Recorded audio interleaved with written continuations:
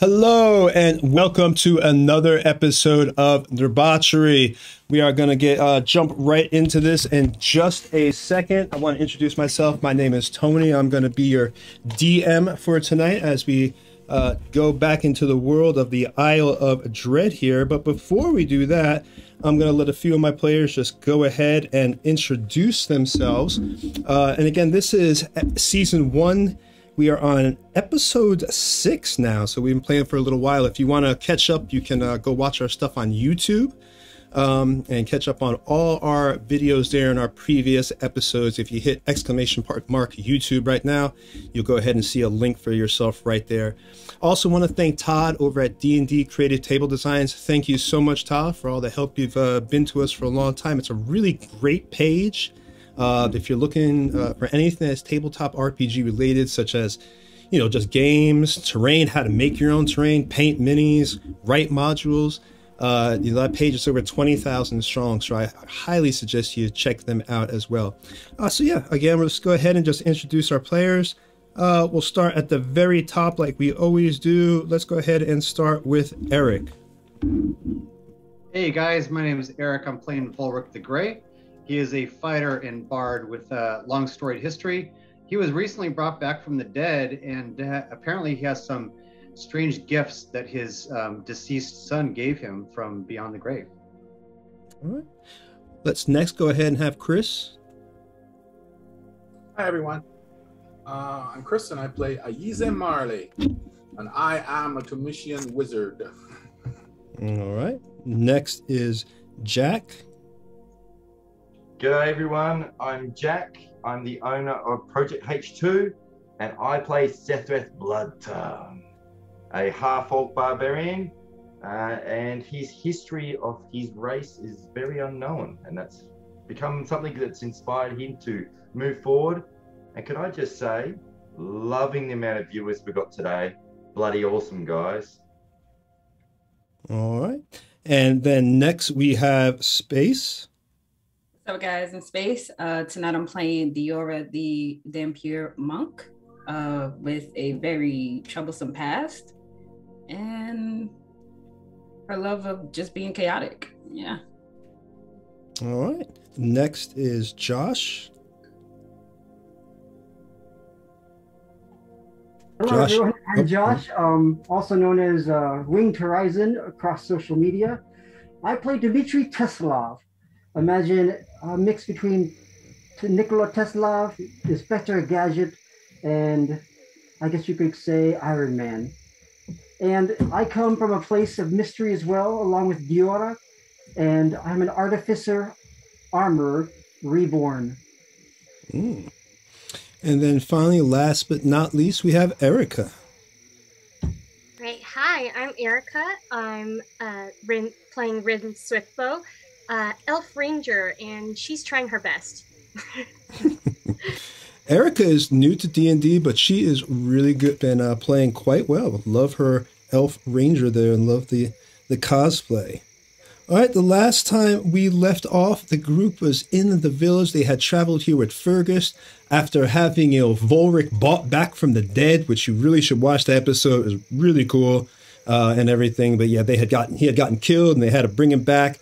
And now they were about to start their trek to go see Tachula, the medicine man, who's going to help them apparently develop this salve that they can go ahead and bring down to the Burial Mound Caverns to the zombie master mistress and heal her of the affliction so she can come back. If you want to know why they want to heal a zombie master, again, you have to watch the previous episodes. There's a reason. So yeah, we are right here in the village, and we're going to pick up right there. What do y'all want to do? Are you leaving the village right now? Is there anything you want to do in the village? Well, if you would like, we can continue the conversation with Volrik and Andreasa. Okay, let's go ahead and do that. Volrik and Diora, not the actual person. All right, there it is. Volrik and Diora. The day today is, of course, quite hot. I'll describe the weather. Of course, they're on a jungle, so the stream knows. This is the Isle of Dread, as they come to know it from the natives. Again, very hot, very muggy, but that is where they are at right now. And they are near the village of Tarnora, where it's a pretty safe village at this time. So, Dior, as you recall, I'd mentioned to you this dream that I thought I had while I was in between life and death. But it was not a dream. It was my son.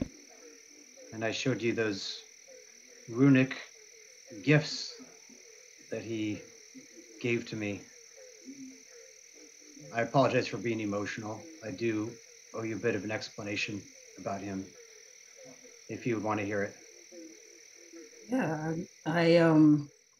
I'm not used to people hugging me, so you caught me off guard a little. But I can see that this is something that you have to talk about.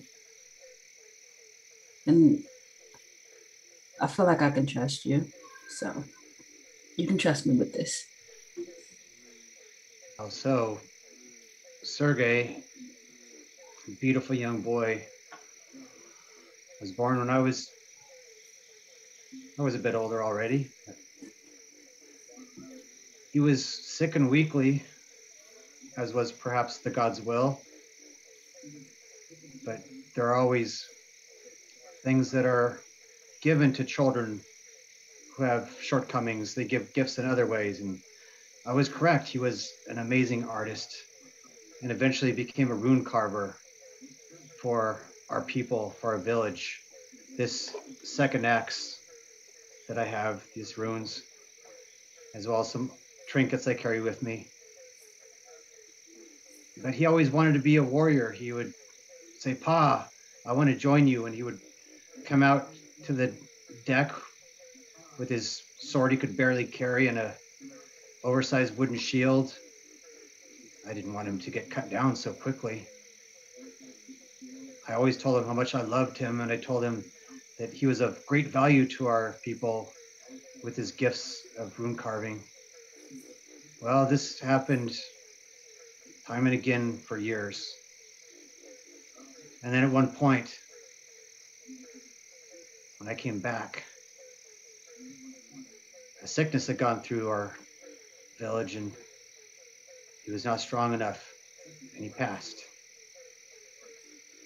And I realized then, too late, that I tried to protect him, but he died anyway, and he was unable to fulfill his dream of combat, of being a warrior, fighting beside his father. And something weighs very heavily upon me. And when I saw him in that limbo, whatever that was, wherever we were, I asked him to forgive me, and he ignored me. He told me to go back. I told him I loved him, and he ignored me. He told me I had to go back.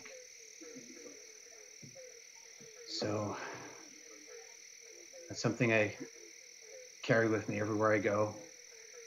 As you know, my nature is to be optimistic and to embrace and enjoy whatever it is that comes upon us. But this is the one thing I cannot shake. And again, since I was blubbering in front of you, I figured it was fair enough to tell you about it. Well, Volrik, just because you are crying and emotional does not make you any less of a warrior. Everyone needs to cry. I'm so sorry. Everyone needs to be emotional. Are you laughing at me? No, this is like an SNL skit. People can't stop it and start laughing. Go right ahead. Somebody's Jimmy Fallon. Someone who I thought was close to me had said something once, and I'm sorry. I'm not laughing at you. I was just thinking of something. It first, that's quite a dream. I mean, I'm not really. I don't really know how to reply. I mean, I've never had family bonds outside of Dimitri as strong as a father and child. So this is a little bit of a hard subject for me. But maybe even in your afterlife, his afterlife, he could see the potential in you. You're a strong man, Volrik. And I look up to you. And I think everyone else looks up to you. I mean, you wouldn't have been traveling with Rin so far, you know? Maybe he's just giving you knowledge of the future. There's something to be said about the gift that he gave me. Perhaps sometime in the future, you can tell me more about your past, or about your relationship with Dimitri, who is obviously more like a brother than he is a friend.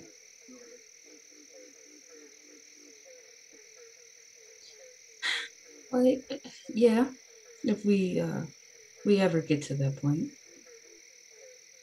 But this is about you. Let's keep it about you. For now, anyway. For now. Thank you for your ear. I'm sorry I couldn't be more help. I honestly am just speechless. What is there to say? I just appreciate you being here. Sorry. Let's go back to camp. You might wanna your makeup is running, and I just walk off.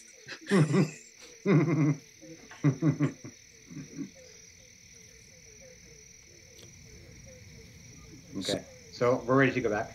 Okay, so you're heading back to the village to join up with the rest of the group? And I'm fine if you'd like, if I can find Ayize and Dimitri, I can talk to them now about the runes, or we can do that later if they're not available. Oh, I mean, you should ask them. You're heading back to meet up with them at the village. You were just a few feet away, I imagine, not too far, like maybe a few yards. Yeah. So you're back in the village, and there's you in the group. There's my favorite wizard with his face in a book. Ayize, can I borrow you, my friend? Well, looks like we're getting ready to go, to move out. I could use some of your time and knowledge. And Dimitri, do you have time as well?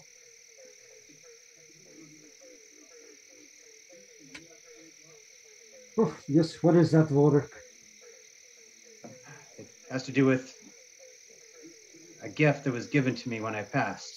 Oh, yes, the I was hoping you could undead give me gift. insight. I mean, beyond the gift of life. No finer gift than that, but this one intrigues me, and it's personal. Oh. So how can we help you? Something we should discuss in private then. So let me show you. When I was in between my final death in here, I saw my son, and he imbued with me knowledge, these gifts of these runes here. And I use my minor illusion, and I draw the light blue powerful rune that I saw on the rock that Sergei shared with me. Ayize, do you have any insight as to what this is? I'm familiar with some runes. I think it means something like storm or cloud. Probably because it looks like a storm cloud. A moment while I consult my book. Dimitri, do you have any insights on this? I'm not sure of the runes themselves. I am not familiar with the language, but I do feel some energy in this. It is real, one I am familiar with. Where did you get these, really? Volrik. When I was in that state and I saw my deceased son, he said he had a gift for me, and they were these runes. I copied them from memory. They are hard to forget. This was one. Here's the other, and I draw up another, which is a red glowing rune of similar size and kind of significance. Ah, here it is. Well, I found a reference for the first one anyway. I'm curious as well. Sorry, Dimitri. Didn't interrupt. As you know, I am Tamishi, and the Tamishians are actually more known for their warriors than their wizards. Our warriors of old have donned magnificent armor and taken on very long and elaborate names, and sold their services or gone adventuring all around the world. So I am more than passing familiar with the warrior lifestyle, although, as you know, my arms being as thin as they are, I never took to it myself. Books were the heaviest things I lifted. But I digress. That rune is symbolic of a particular warrior caste in Termish that I know of who learned their magic from giants. And the root magic that they learn is very similar to, well, almost identical to the one that you just depicted. That cloud rune appears to be of a subtle form of protection magic, endowed by the study of the runes created by giants of the clouds. This would make sense. It is said that our ancestors do come from giants in our village. And some of this knowledge has been passed down. Oh, very interesting. Likewise, the flaming rune, I believe it has something to do with craft or some form of craft enhancement. But that also is drawn from giants. I believe the giants of fire were noteworthy as great smiths, workers of metal, and such alike. I'm not sure of the association with what the runic knights were capable of doing, but I suspect it was some form of enhancement of their skills. No, Anise, you're almost there, but your mind is too focused on one style of magic. You see, magic varies across the multiverse, does it not? Certainly. I recognize that magic may take different forms. Like I myself, I have no idea how rune casting works, the mechanisms thereof. I'm sure, Dimitri, that you could would love to take that one apart and analyze it. No, I am very excited.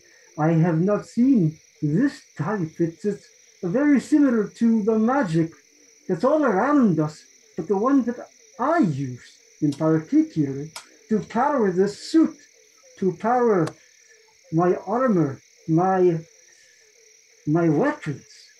It is an infusion. You put these letters of power, or perhaps we say giant craft, as they use them, they can imbue their weapons with special power that will allow them to use that power through the weapon. Much like, and I put my glove up and the orbs start to glow, much like these. Mine have many types of infusions.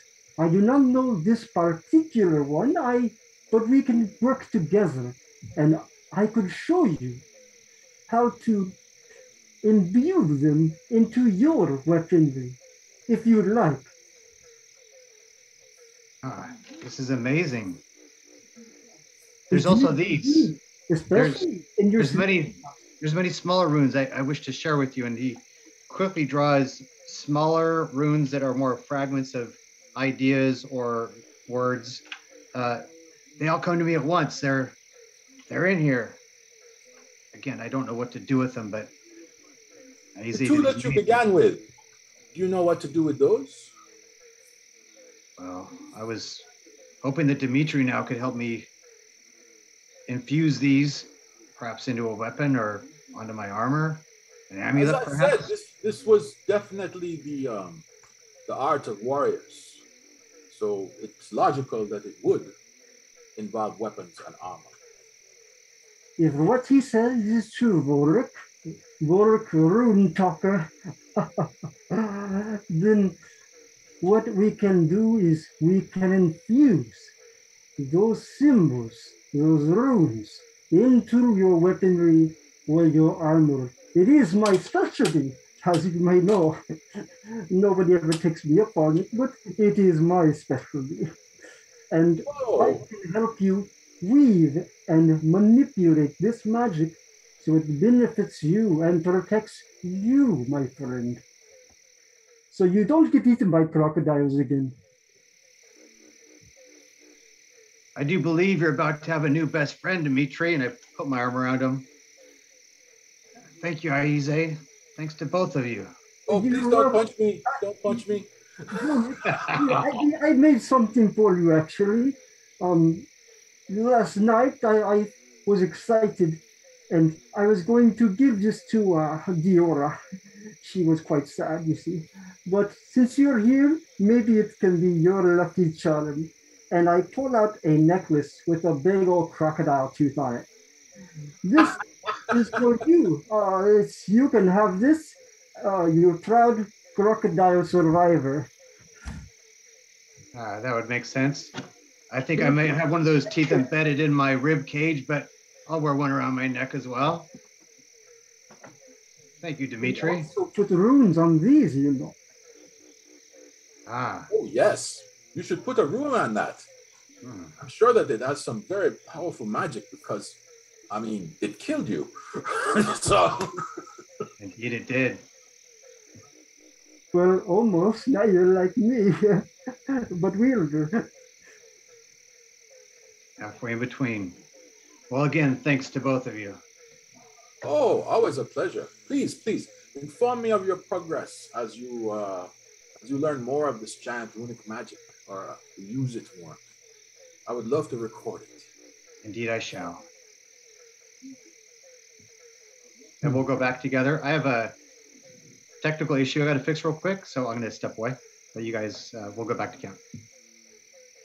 Those darn runes are bugging Volrik again.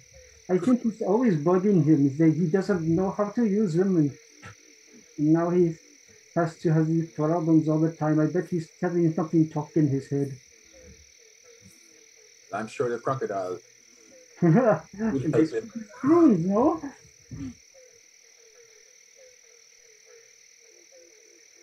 I would like to go up to Sephiroth, and if Ren is by him, I'll just all the smart people are over there.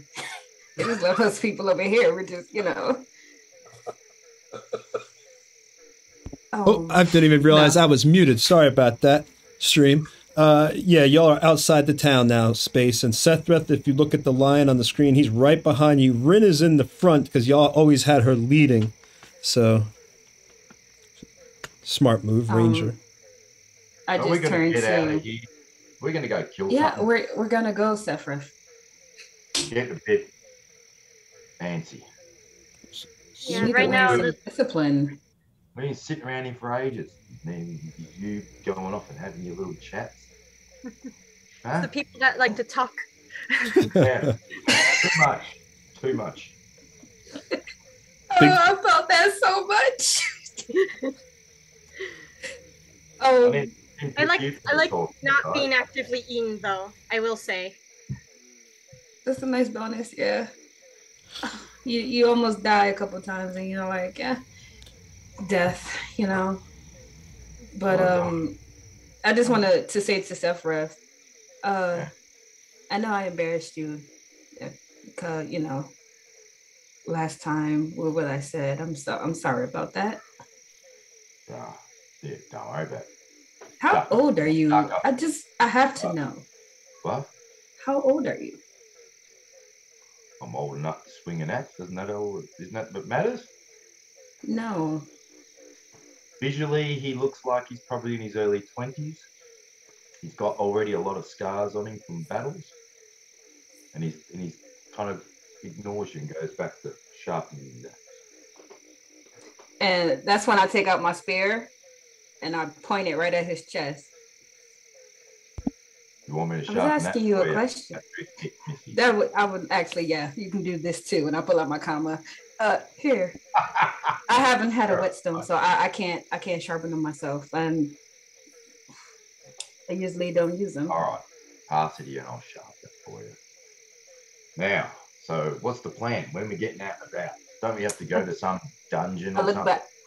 I look back to see if Dimitri and them are making their way back. I think we're going right now. But hey, listen.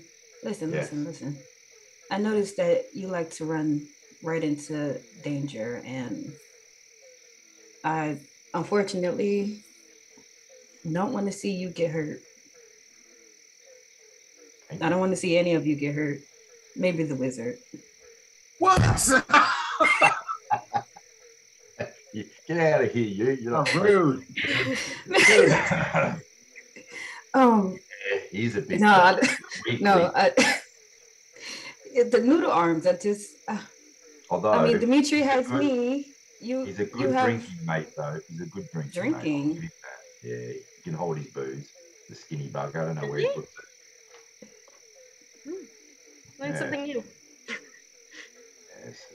I'm so certain that you probably are not old enough to drink, but okay. Me? I don't care. So, if I'm old enough to kill, I'm obviously old enough to drink. Wouldn't you say? I mean, that's true. That's true. I can't argue with that. I've been in combat already for 6 years of my life. So you're 6? No, you're 6 years old? Do I look 6? Your appearance is so off-putting, but I can't really. Ugly. No, of course not. I would never say such a thing. Not exactly Prince Charming either. He's not, but that's why he has me. He's very handy, though. He saved my life. And I'm very, hate to admit it, but I owe him. Big time. He knows it. I'll pay him back. I'm sure at some point he'll need my axe.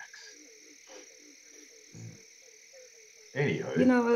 You know what? Seth, I really like you. I really like you a lot. You seem very what's the word? Awesome. Very yeah, awesome. I guess we'll use that for now. Well, I think you're quite pretty yourself, little miss. Thank you. I know I rock it well. There you go. Here's your weapons. All nice. Thank you. Thank you. No, seriously, stay out of trouble, please. Well, if anyone is going to get yelled at, if Volrik is going to yell at anyone, let it be me. I can handle Volrik. My middle name. That's I know. And trust me, I will co-sign it and back you up. Nice. I probably shouldn't be saying this, but I would. I just, don't tell Dimitri, and I won't tell if you won't tell. Oh, we have secrets now. Oh, Rin's just sitting there like, am I in that person? Oh yeah, I forgot she was here. Don't worry. And then I look to Rin and I say, no telling Volrik, okay? And then I put up my pinky and I say pinky swear. Will Volrik get jealous, will he? Actually, yeah, that's a good question. What can you tell us about Volrik? I mean, you two obviously have been traveling together for quite some time. What's going on more with you and Volrik? But I'm curious. Hey? Bit of romance or something, eh? Me and Volrik, nothing is going on. He's just my companion, just someone I fight with. He just fights good? He does something good. I don't know what you're talking about, and I just walk off. And I guess people being dead brings people together. I look over at Rin. Geez, got a nice result, wouldn't it? She got a bit shy, a little flustered. Walking Not over sure, I with didn't know she could do that. and holding my book out and pointing and saying, see, this one is the one that we were discussing, right? The lightning bolt and the little cloud. Oh, hi, everyone. And I'm just like, in my head, I'm just like, he's gonna die out here. I have a book as well, and I'm showing you like some diagrams of like weapons that I've built. You see, what we can do is infuse the magic into this one, and then we learn to let it flow through with. That's like making a wand, charging it. Well, no, not exactly. You see, a wand is, well, sort of, maybe. It's the one that comes to the real. I suppose so, but this one is, no, it's weaponry, not wands. Wands are just a woo. Wands are often used as weapons. Oh, hi, everyone. Oh, God, it's two of them. And then I just hugged Dimitri from behind. You know, I think you're really smart, but I can't handle the both of you.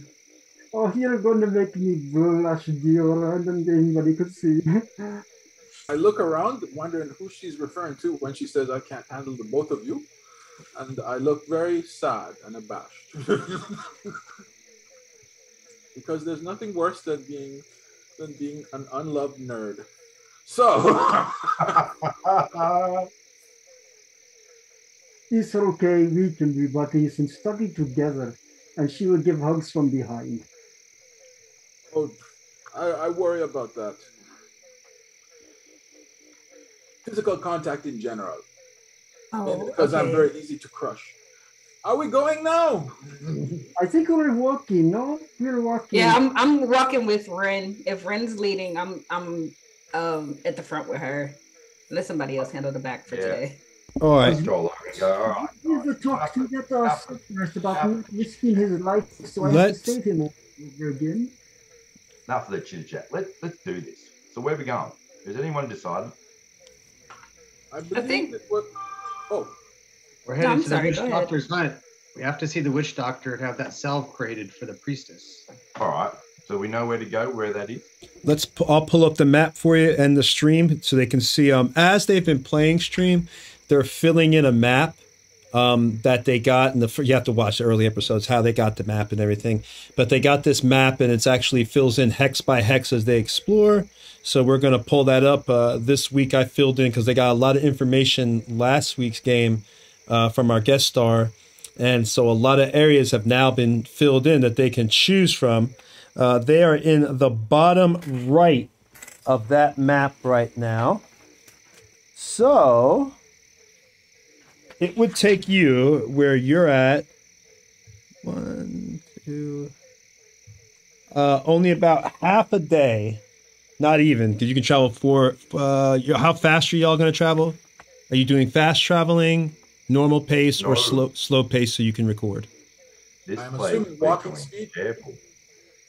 Okay, so you're three hexes per day.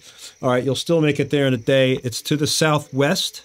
It's number 25, so it's only like a hex away anyway. So an hour it will take to get there. Who wants to roll? Let's see. Who's leading the party? Obviously, I assume it's, as always, your ranger. Yep, she's stealthing and using perception. And, Nothing wrong with that. Let's see. And, I've got her back, and I'm doing the exact same as her. You can't go wrong with the ranger I'm leader. trying to and stealth having Bert and lead. attack as well. Fine. All right. So go ahead and just give me a let's see. What's your natural perception anyway? What's your natural perception? What is it like? 14, 13, 14? For you, Rin? Let's see. under passive perception, Erica. Sorry, what was that? It's under passive perception. It's on the left-hand side. I think it'll say passive wisdom. I see. 14. Yep. Yep, that's what I thought. 14. Okay, so good. I got that number in mind. All right. Hold on a second. That's a cool picture. Yeah. Okay. All right. So let's go ahead. So she's leading the party. You've got Rin in front, leading you guys through the jungle of the Isle of Dread. You know, you got the bugs, you see the foliage, you're hearing all say, ooh, ooh, ooh, ooh, ah, ah, all in the background as you're going. And Rin, you actually see some tracks. You notice there's like some tracks, like right to the left of like where you're going through. Do I know what type of, I mean, obviously humanoid, but do I know what type of tracks? I didn't say they're humanoid. I just said tracks. All right. Can I let me see if, then can I roll to see what I... Absolutely. Go ahead and give me a nature, which I'm sure will be fine because you're a ranger, so you'll be exploding with nature. Oh, actually, no. The tracks appear to be a little bit too muddy. Stream, she only rolled a 10. We use roll 20 for all our rolls, so you can't see that.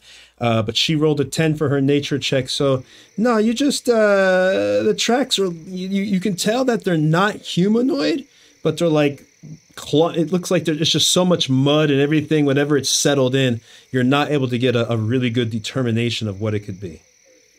Hey, what have you got? You stopped. These tracks doesn't look... You want me to come up and have a look? For sure. And first she's going to send Bert out initially just a little bit ahead. Okay. As we divert from the path a little bit. I can go up in the trees and help Bert if you want. I'll go forward and come down next to her. What do you got? Tracks. Let me see. What are they? Do you know? No. Do you know? Let's see. I don't know shit. You don't know stuff. Don't know stuff. I rolled a 5. It's a magnifying glass. It's like, I'm looking at it. And all y'all. I'm gonna go up with Bert. Okay. Are you sure they're even tracks? Sure, these are tracks. Sonny, I rolled a stealth check to climb up and jump from the treetops. I'm going as far as Bert. Give me if you're climbing up the tree, you can choose how you want. I have spider climb. Oh, that's right. You don't have to worry about that kind of stuff. You go, man. All right, so you're up the tree. You feel quite stealthy at the moment. Both Sethreth and Rin, these tracks, both you guys are experts in everything, but yeah, you can't really determine. It looks like maybe there's some age on the tracks. The mud started to dry. Again, you're on a tropical island, so there's a lot of rain. So there's been a lot of erosion already of these tracks, really making it hard for either one of you to determine anything on these tracks. Should we just keep going? Follow the path? Don't worry about these tracks. I don't want to waste too much time, but I also don't want whatever it is finding us first. Where's Tweety Bird? Spotted anything? Ahead. Do we see Diora in the trees or no? I'm gone. She's stealthed out. I mean, I don't. You can roll to see if you want to see her. You can see your perception or your investigation. I'll let you choose which one you want to do. If you want to try to see her. Just do perception, but... That threat's not bothering. I'm just going to see. Yeah, no. Yep, those are trees. Wow, everybody's rolls are kind of low tonight. Oh, that means it's going to be terrible. I think we're going to do all of them in battle if we get there. Do I see anything? Go ahead. You're up in the thing. What did you roll for? No. You see jungle canopy. Yeah, lots of green, lots of greenery. Lots of green. And it's wet, lots of wetness because it's a rainforest, so jungly rain, so, But no, you really don't see anything, on that area that you're in. You're still, a few miles, like about 10 miles, I'd say, or maybe not that, about 6 miles probably from where you're supposed to be, where the location is for the witch doctor T'Chula. Okay, I'll just come back down because nothing I can do anyway. And I just pop up behind Ren. And I didn't say anything. And I don't know what's out there. I'm going to use my message cantrip on Rin, because I assume I'm always back so they can stealth. And I say, what's the hold up, Ranger? Just like all at first, like suddenly a person appears and another person like, ah, okay. So, in my case, you get a text. Yeah. First, like someone shows up behind me and then I get a notification. Horror movie vibes. We found tracks on our path. Don't know what it is. Don't know how long ago. But if you can't find anything, we might just want to go back. But Just Animal? they might find us next. Animal or humanoid? Not a person, I believe. Well, that shouldn't be a surprise. Unless you're worried, I say we keep moving.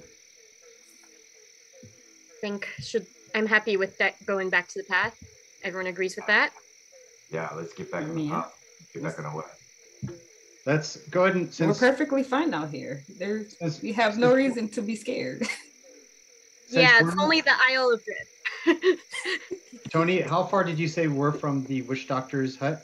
Not very far. You could probably get there. It's about 6 miles. So about the average person was like 2 or 3 miles per hour. It's not very much. So I'd say about 2-3 hours walking. You could get there. So 3 hours. I'd say, you guys, how about for the first couple miles, we'll move slower and do active perception checks as we head down there in case this thing is around.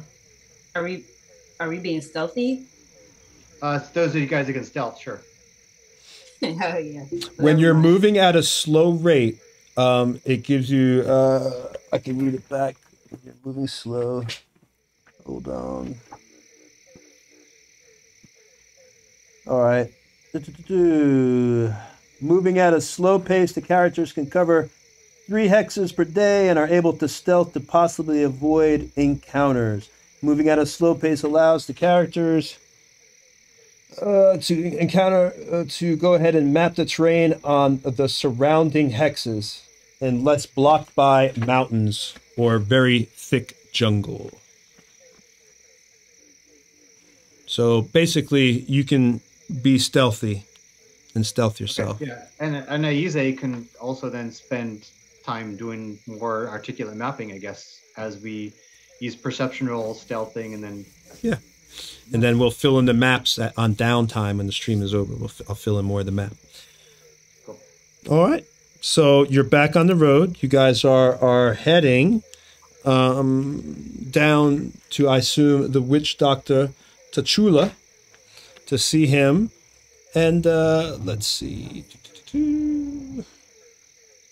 Sorry about that. All right. So as you arrive, you come upon this, you get there, and in a distance, you can see this hut as you're, oh, that's right. I'm sorry. You got to do some perception checks because you're traveling. So go ahead and give me, because it's 3 hours of travel, go ahead and give me your perception checks here. Just in case. So let me roll. All of us are just Ren. Rin is the one. Oh, boy. Okay. All right, Rin. You don't really notice anything, but you do get there's a smell in the air, go ahead and give me an investigation roll. Or a nature, in your choice. Investigation, nature, your choice. I go with nature. Okay. Actually, it's investigation, right? You could do your choice. I'll let you go. Either which one you want to choose. I'll go investigation. Oh! Wow, good choice, apparently. She critted on her investigation. You could tell that this is the smell of maybe within 24 hours, it smells like animal feces, a large animal feces. It must be a supply of poop must be nearby, essentially. Oh, crap, Eric. So it must be nearby. She plugs her nose and she goes, "Can anyone else smell that?" I don't think I want to. Yeah, she says that the smell begins to hit y'all, but she's able to tell kind of, like I said, Erica, you can tell it's not human feces. It's definitely a large animal feces of some kind. I'll definitely be wary. If we can smell it, it wasn't that long ago. And if it smells bad, then it's probably something big. I look down the ground. Is there any actual dung piles nearby? Give me I guess this would have to be investigation. Give me investigation.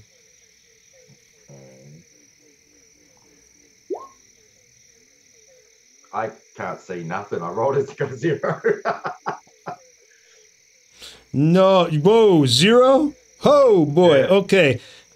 You begin to think it's your own. Your investigation is so bad, you smell your own armpits, wondering if it's yourself. Maybe I should have. Something bad out here, that's for sure. Rolls are terrible. Yeah, rolls. Y'all are rolling like rough tonight. So we're lucky that wasn't the other week, right? When you really had some hard times. All right. So you come upon this hut, and as you approach it, because what do y'all want to do? Do you want to keep going towards the hut, or I say we keep going and just be vigilant. Yes. Do I know, by the way, which direction it's coming the smell is the most strong from in terms of the path to the hut? Give me investigation on that one. 13. You could tell that it is downwind from the hut area, from the direction you're heading, at least. I mean, you're not at the hut yet. I mean, you're still like a little while away. So it's coming from the hut. Yeah, it's coming from the direction on the towards the jungle that you're going. It's kind of like more, I'd say, like you're heading southwest. It's kind of like a little bit more to the southeast.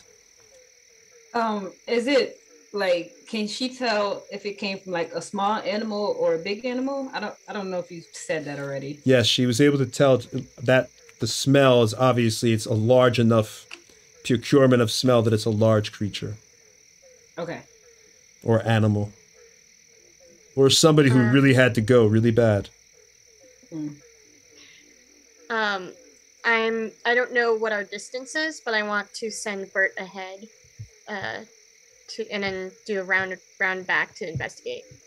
Yeah, so, I'd say first. Okay, so you send Bert out. Go ahead and give me perception with Bert.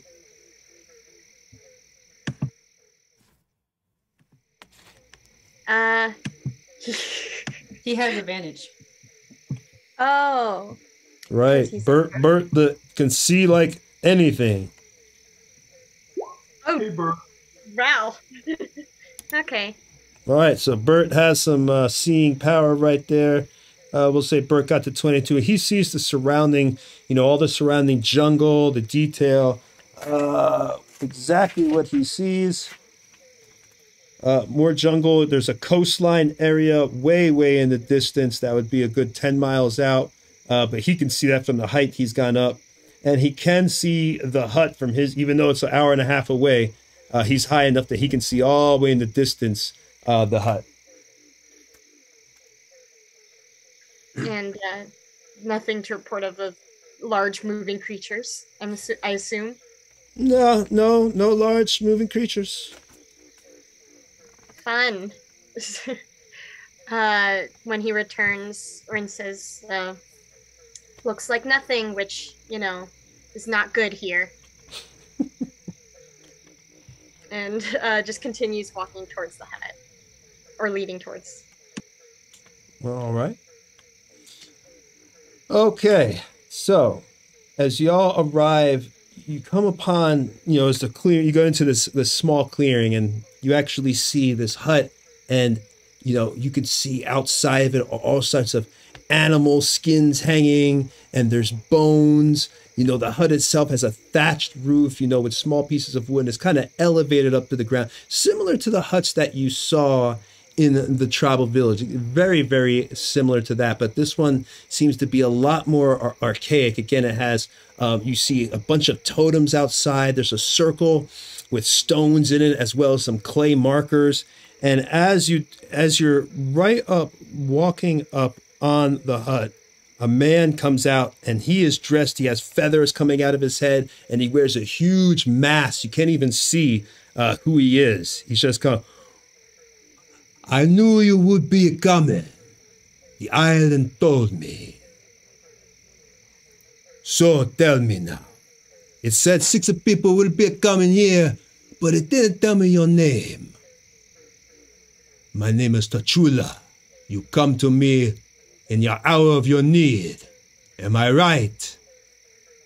I respond to him in his language, and I say, you are correct. I am Volrik the Grey. Oh. He looks at you and his eyes widen. Well, looking like the island done took somebody. You don't look like you've grown up here all your life, so the only way you can know the language is if the island has possessed you. That's what happened that brought you into this state that you be knowing my language?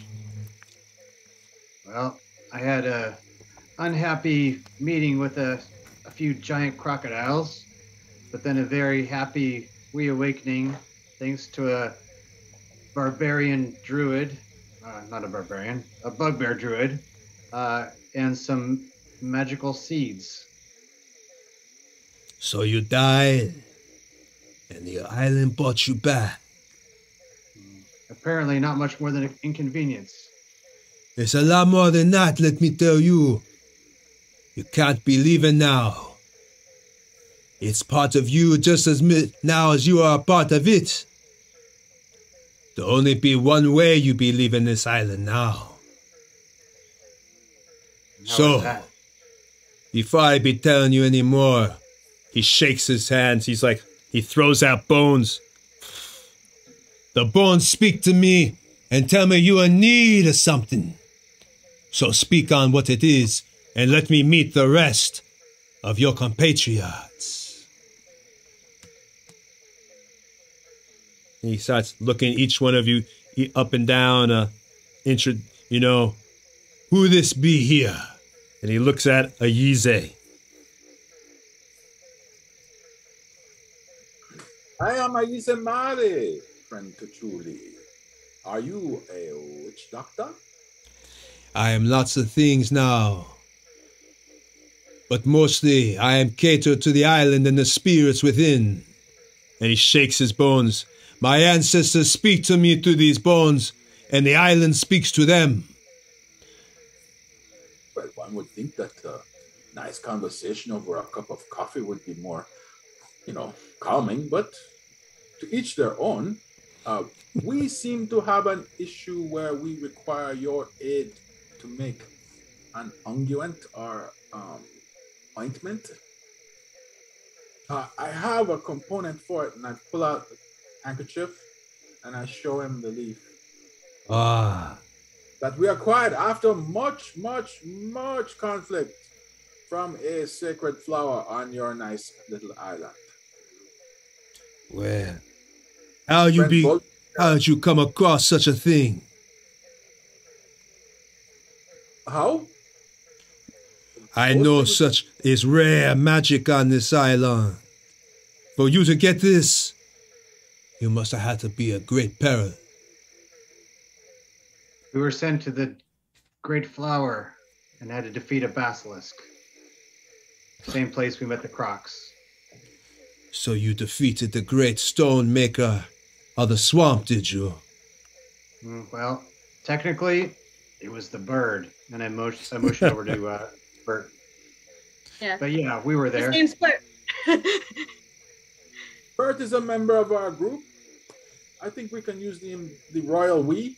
We defeated it. As a group project. Yes. Mostly the bird did, but you know. So you're telling me now it wasn't your sword arm, but the bird feather that saved your own lives? More appropriately, a bird talon gripping a small piece of reflected material. Once more, the island shows great wisdom. It must have known that you are special to have chosen you and all your friends. So who's this bird belong to? I am Rin Swiftbow. You're a ranger, you're connected to nature now, are you? Yes. I get the sense. I got the sense you got great feeling for the one that's been possessed by the island. Is that true? You've been together traveling for a long time now. And you're concerned. Yes. I own my life, and he's the reason why I'm here today. He puts his hand on your shoulder. Don't worry. We'll be a healing him. Woo! I need some water. Don't worry. Witch doctor some water. The witch doctor needs water. Remember, we're collecting. Don't worry, we'll be healing him soon.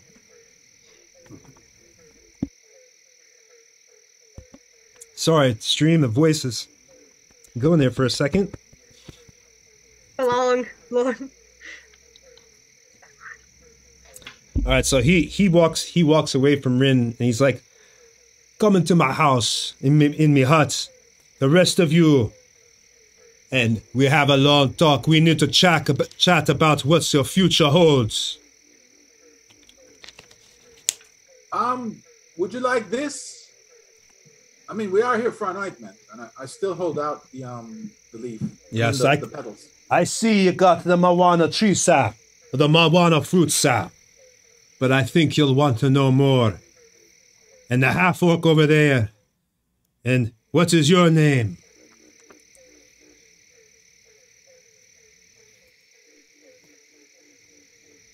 Sephiroth, he's talking to you. What's your name be, half-orc? Deathrick. You look like a Deathrick stranger to this island. I am. So, can we get the ointment? I sense great conflict in you. Someone who has lost those they love and is burning with revenge.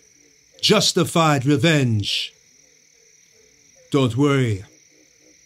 That bloodlust will be sated. Good. And he walks up now to Dior.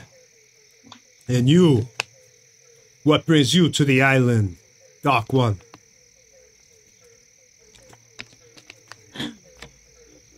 Money. I can sense your soul has taken many lives. Is that true?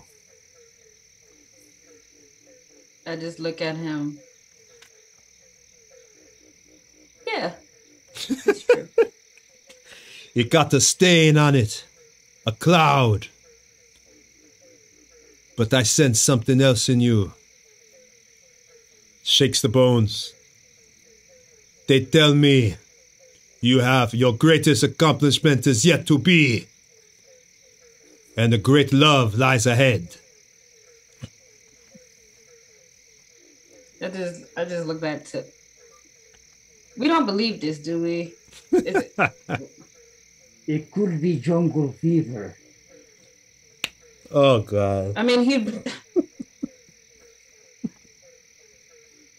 No, Oh, whatever. no. Just move on. Just go. All right, so next he goes to Dimitri. You, patched one. I sense you've been to the other side and back again. I suppose you could say that, yes. I'm sorry, I didn't hear that, Josh. How do you do such magic? I am very, very curious. Are the bones infused with a certain type of the magic of the wind? It's not magic that I be doing, man. Thy ancestors can see me from beyond, and the island is connected to them. It's the spirit of the island, if you could call that magic, I suppose. And when we buried them here, their bones were infused into the island, and now they speak to me through the bones. That is how I knew you were coming. I may not know your names, but I knew you would be approaching. Knew you'd be approaching. I am just Dmitri. Pleased to meet you. Foreshadowing one. Well, I would like to hear more about my past. Could you tell me, what else can you see? I can see there's a great mystery in your past. A connection with one of your group that even you might not be aware of at this time. But somehow, on a spiritual level, it still touches you. Those answers, and the answers to, and he looks at all of you, each one of you has something that the island knows. No tattoo runs out now. Each one has the island knows, and it will help you with that. But first, let's get you on to solve your problem. But for you to move on, you'll first have to help with that. Then he takes the mawa tree sap, and I think we can do something with this. Anybody else here know alchemy? As you would call it. Yes. It is a specialty or a study of mine. Well then, let me teach you how to make this. And he brings you over. And yes. And I take out my equipment that I have, and then... Now normally this is just like, no, this is you'd have to have like, this is not the normal mawa tree sap. You might find other fruit sap and every kind of the same type of fruit, but this one had been grown in the swamp. And he begins to show you how normally if you distilled it and everything else, you'd be able to create like a healing potion.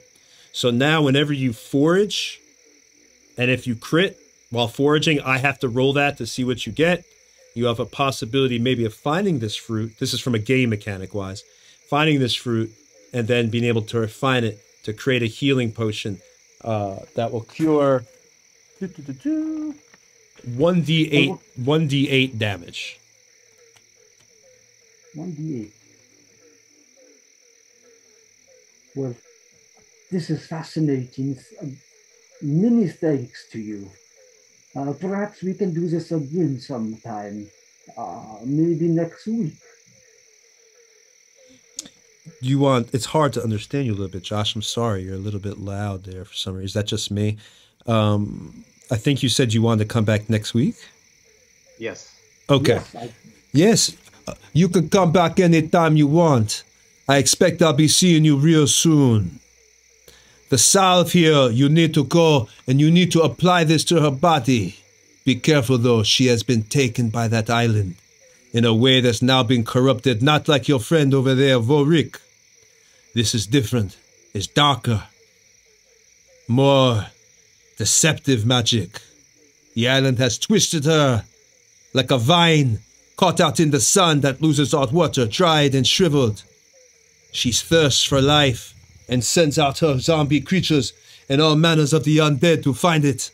You must apply the salve to her. Only once then it has been on her and applied to her and put on her face and her body. Then will the island's taint be washed away. Thanks for the tip. So a matter of holding her down and rubbing the icky sticky on her, huh? I wouldn't say holding her down. Like you could just, throw it on her, put it on her, get a hand on her. As long as some part of the salve touches her, it will begin to wipe away the taint. So very potent. Yes, very potent. Good. Well, I mean, the three of us should be able to do something quick, right? You grapple her, and me and Sephref can help you, and I'll just rub it on her. I could rub her down. Perhaps we don't need to be so close to her. And I flip my fingers, and then you can see like a phantom hand that comes up in the air. Ah, that could work too. Your Mickey Mouse hand there. If Mickey Mouse was a thing and had oversized hands. Well, yes, if we apply some salve to the hand, I control it with my mind, and I could take it to her without her even noticing. Much easier than risking our lives, like always. I'm curious. What if we just rub that stuff in our weapons every time we hit her? Bam, she gets it. I didn't know how much violent we would get, but I could shoot her with some of it. It might work. Even make up Depends a on special how- arrowhead that just has loop on it. I gotta say, guys, I'm loving the violence first, and then the practicality second. I love it.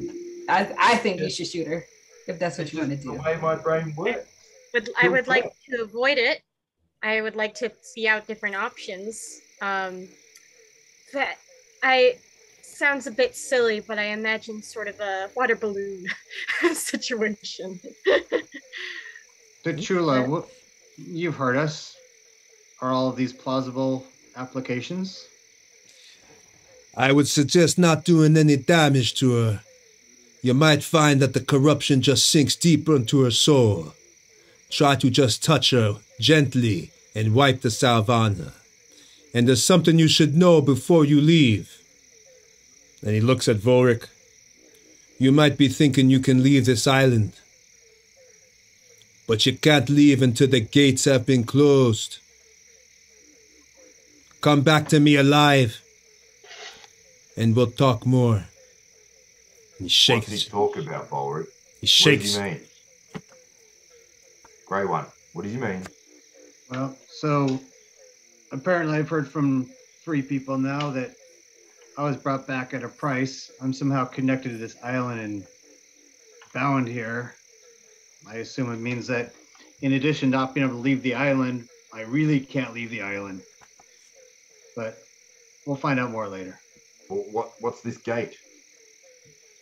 That's something I was hoping you could shed some light on. I don't mind waiting until next time. It's not the first time I've been the victim of a curse or a prophecy or other happenstance. It's a side effect of adventuring, you know? What about the rest of us? Does that mean we're stuck here too? Well, me because I died and came back. The rest of us because of, if it's true, of our bugbear friend. He said everyone who tries to leave, they don't get away. It probably involves all of us then. I'm not liking this. This wasn't a part of the deal, man. It was here, do a job, hopefully get some information, and go home. Here I thought this was going to be easy. Now we're trapped here. And I don't like feeling trapped. So let's do what we have to do and get the fuck off this island, please. I agree. I think I have a prediction, a hypothesis. I think perhaps it's the ones who tried to leave before have become connected somehow to this island's magic.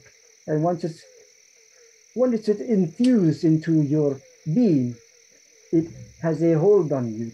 Maybe that is this entrapment magic and how it works. It gives you something, but it takes your freedom.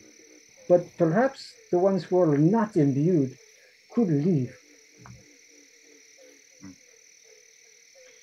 That is just a theory that I've been working on after hearing many voices. But be careful. I think if you do stay here, you'll look like him after a while.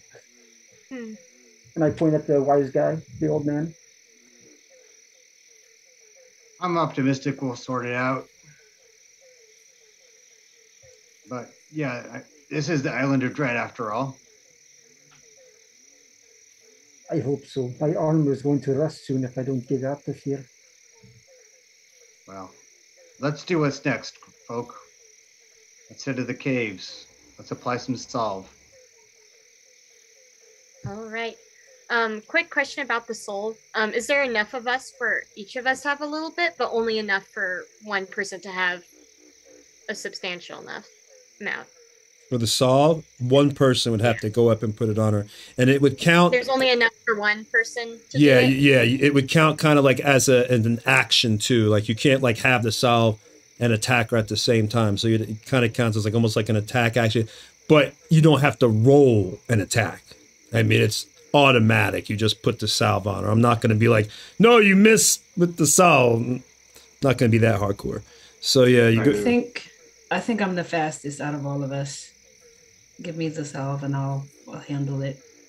I do have my invisible hand as well. And I can also bring her closer if needed. You can use my hand to grab her and push if I need. To give a little push of encouragement. She needs to cleanse the soul. Do we know whether or not she has the ability to do magic? Yes, she raises zombies. Besides that, though, do we She's have a to necromancer. I'm pretty sure she does necromancy. She can attack us from a distance with not just her zombie thing. Would that be right? Wouldn't be surprised. And I'm resistant to necromantic magic, so I can do this and get it done. Well, I might have a way of getting you. Let's just say she's got a clump of zombies in front. You're quite acrobatic. I'm quite strong. I could probably launch you over the front line. Hey. Should perhaps we try my method first, and maybe we could avoid danger to your lives, especially you, Diora? But the thing, Dimitri, is we only have one vial. So if for some reason it doesn't work, then we have to kill her. Why would it work? One hand over another hand? Well, I'm not for it. I think the person that's... Sorry, go ahead. No, I'm good. After you. I think whoever's doing it, they have to be unseen. Because if they get caught up in a corner, this is going to go all awry. And I think what we need to avoid from last time is separating, if anything. Point. That's a good point. Well, I'd put my faith in Dior, but I want to offer one other idea here. If one of us goes down and we're holding that salve, it'll be a little more work to get that salve onto the priestess. Sethreth, by default, probably the least killable. He'll be up in front. He can push his way to the priestess. So I'd say either Diora or Sethreth. Dimitri, not a bad idea. I would prefer to have it in someone's actual hands, though. Sethreth, we can go together. Yeah, I could be the shield for you, take the hits, allow you to get the chance to get in. How talented is Bert at carrying things? I also don't want, not that I want this to pass too many hands. However, there's also Bert, and that could be a backup plan to switch hands.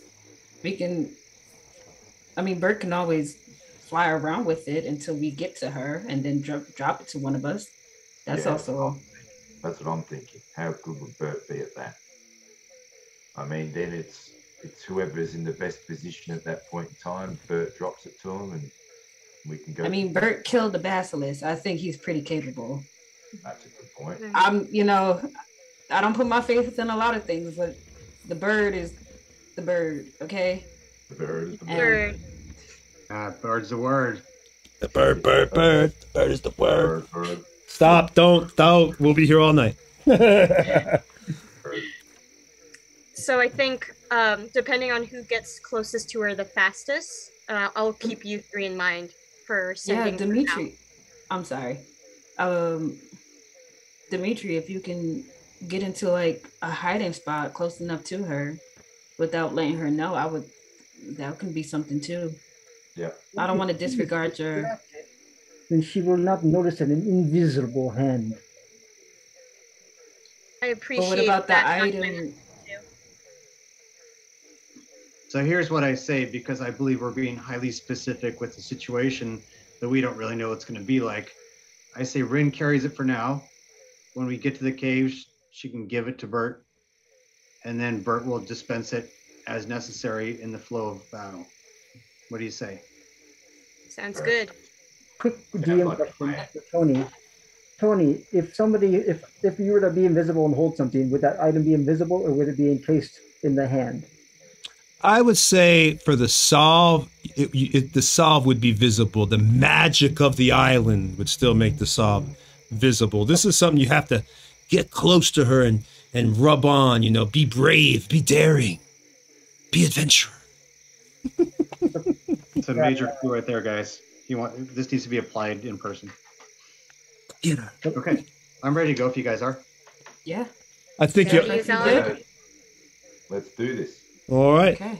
So the burial mound that you have to go to, now there's many burial mounds. There's one in each, like a lot of the towns and the cities, but this one was located right outside Tarnora, about another halfway back from where you were, about where you originally saw the tracks that you couldn't tell. Not where you saw the poop. That was another hour down the way.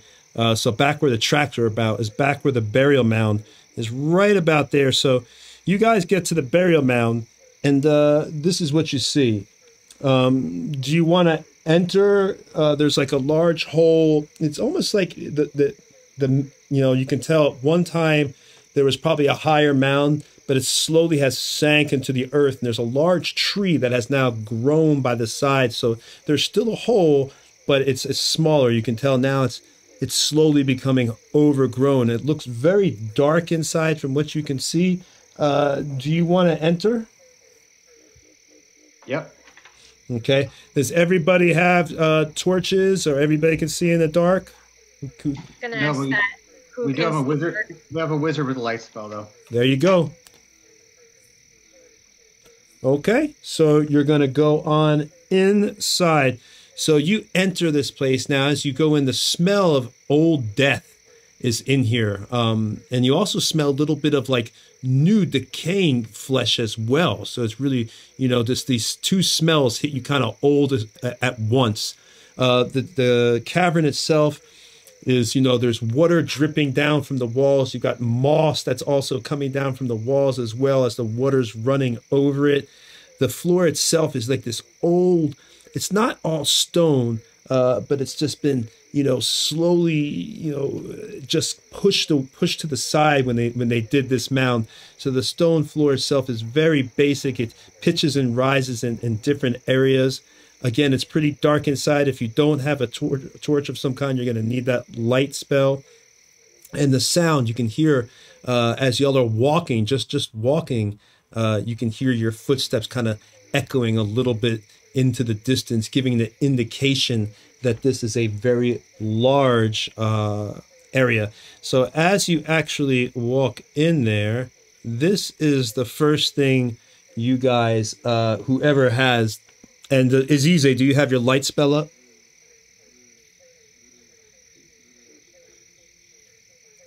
I think that's I've cast a light cantrip and I have it up. Okay, so who is leading the party? I will lead if it's a pretty tight formation. Okay. I'll have my sword out. Okay, so you're leading. Who is next? You can put two abreast here. So who is standing next to Volrik? How about Sethreth? Sethreth, okay. And then behind him, I assume, is Ayize with his light spell. Who's next to Ayize? I'll be behind Ayize. All right, perfect. I already had you there. I know how y'all think. All right, and behind Ayize, I've got Rin. Is that where you're going to be, Rin? And behind Dior, I put Dimitri. fine with that. There you go. And as a reminder, Rin's always stealthing. Rin, oh, thank you, Rin. Yeah. Rin. I'm at the back, so you You can only get so mad. So when we made her character, we gave her expertise in stealth, and so we don't want to squander that. yeah, so the stream knows I'm a DM that likes people just have a good time, and since Rin is a new player, we are more than happy to let a little bit of crosstalk go, a little bit, to help Rin out in decisions, because we want her to have a good time. And you know, when you first start playing, it could be overwhelming after many years. All right, so you guys see this room. Now you're at the very, very front of this room. I'll actually turn the live camera on here, and you can tell me what y'all want to do.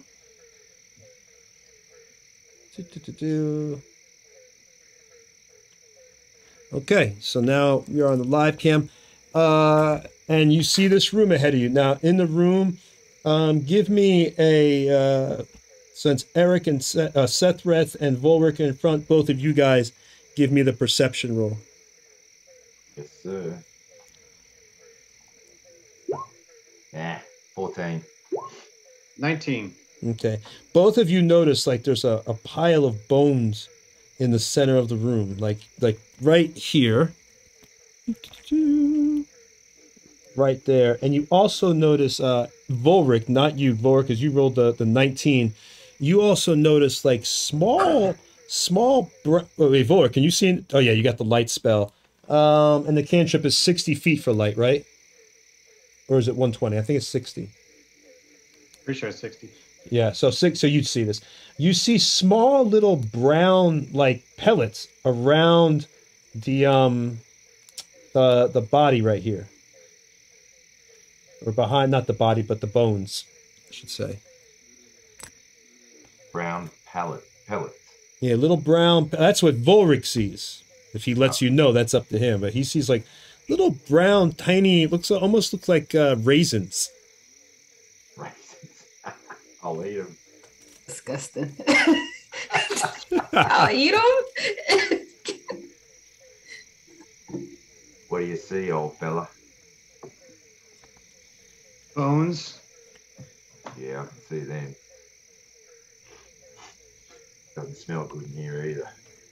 No, don't be surprised if they animate or something pops out underneath them. There's undead, no doubt. We'll have a closer look at the skull. I can't wait to test my blade. All right, so I'll start to walk towards it. Okay. So you're going to walk towards the bones? Yeah. I'll go with him at his side. Give me another perception now that you've reached the bones, please. And you're going with him, Sethreth? Definitely. Always by his side. Okay, hold on a second. Oh, man, mine's wrong crap today. 9. Oops, I hit, that's insight. Sorry, hold on.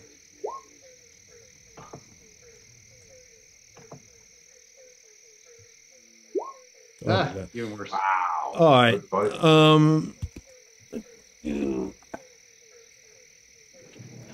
All right, so you approach the bones. So you approach the bones, and as you approach it, you see the pellets on the ground. What do you want to do? You both have approached those pellets. Do I see them now, the pellets? Oh yes, you both see the pellets. What are they, rabbit droppings? Go ahead and give me your choice, nature or investigation. Your call. Nature. 16. Are those rabbit droppings? They ain't rabbit droppings. As you get closer, you can tell that they're actually they are rat droppings. Ah, I hate rats. Stinky little buggers. Fair Jenkins will have to deal with them all the time. We might have to carve up some giant rodents first. Fair enough. How big are these pellets? But let's be clear on this size thing. Crocodiles almost got us killed. Well, got one of us killed. How big are the droppings? I would say each one is roughly the size of a large raisin or a grape. Ah, they're tiny.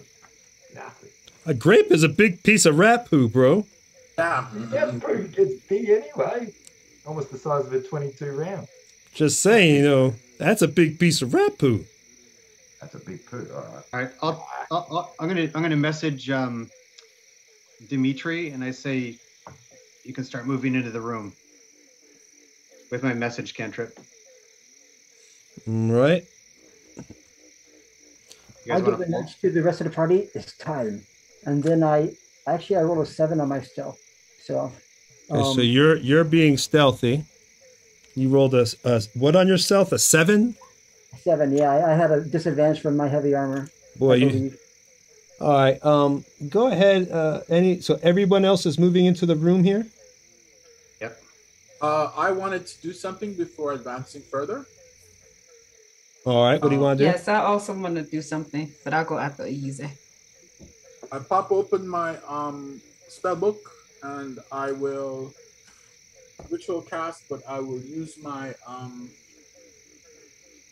scribe advantage so that it doesn't take 10 minutes. All right. I'm casting a detect magic. Okay. So as you're doing that, because they didn't get their perception rolls, obviously. They've got some rats come out the bones, and they're surprised. And no, I didn't. Yep, because y'all both didn't do the perception. I got a 16 on the stealth. So the rats come out. You got these 2 rat swarms that are coming out, and give me the people in the back. Give me another. Everybody in total, give me another perception roll. Everybody, as these rats come out making all this noise and fiddling with the bones. Everybody do perception this time.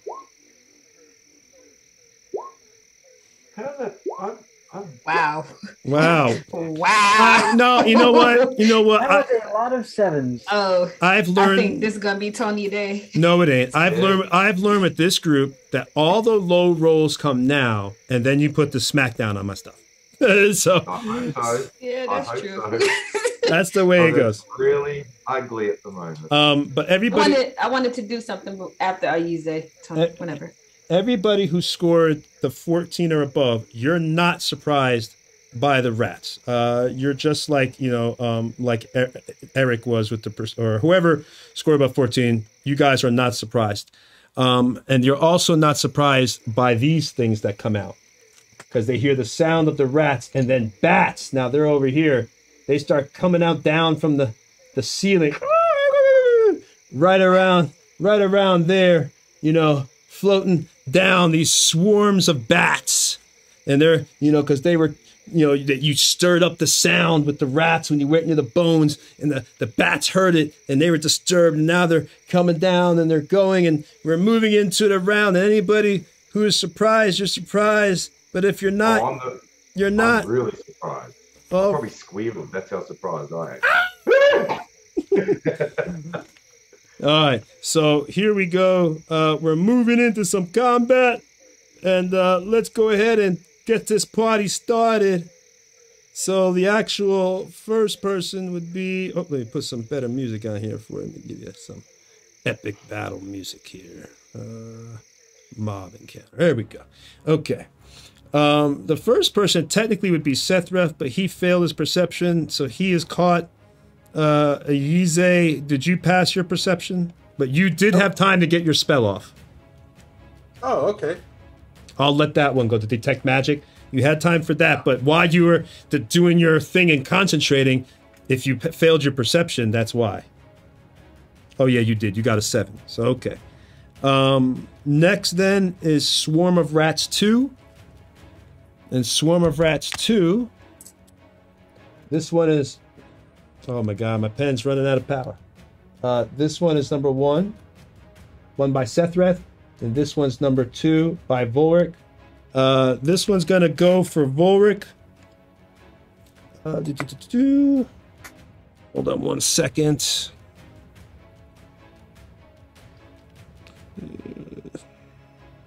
Just gotta do this.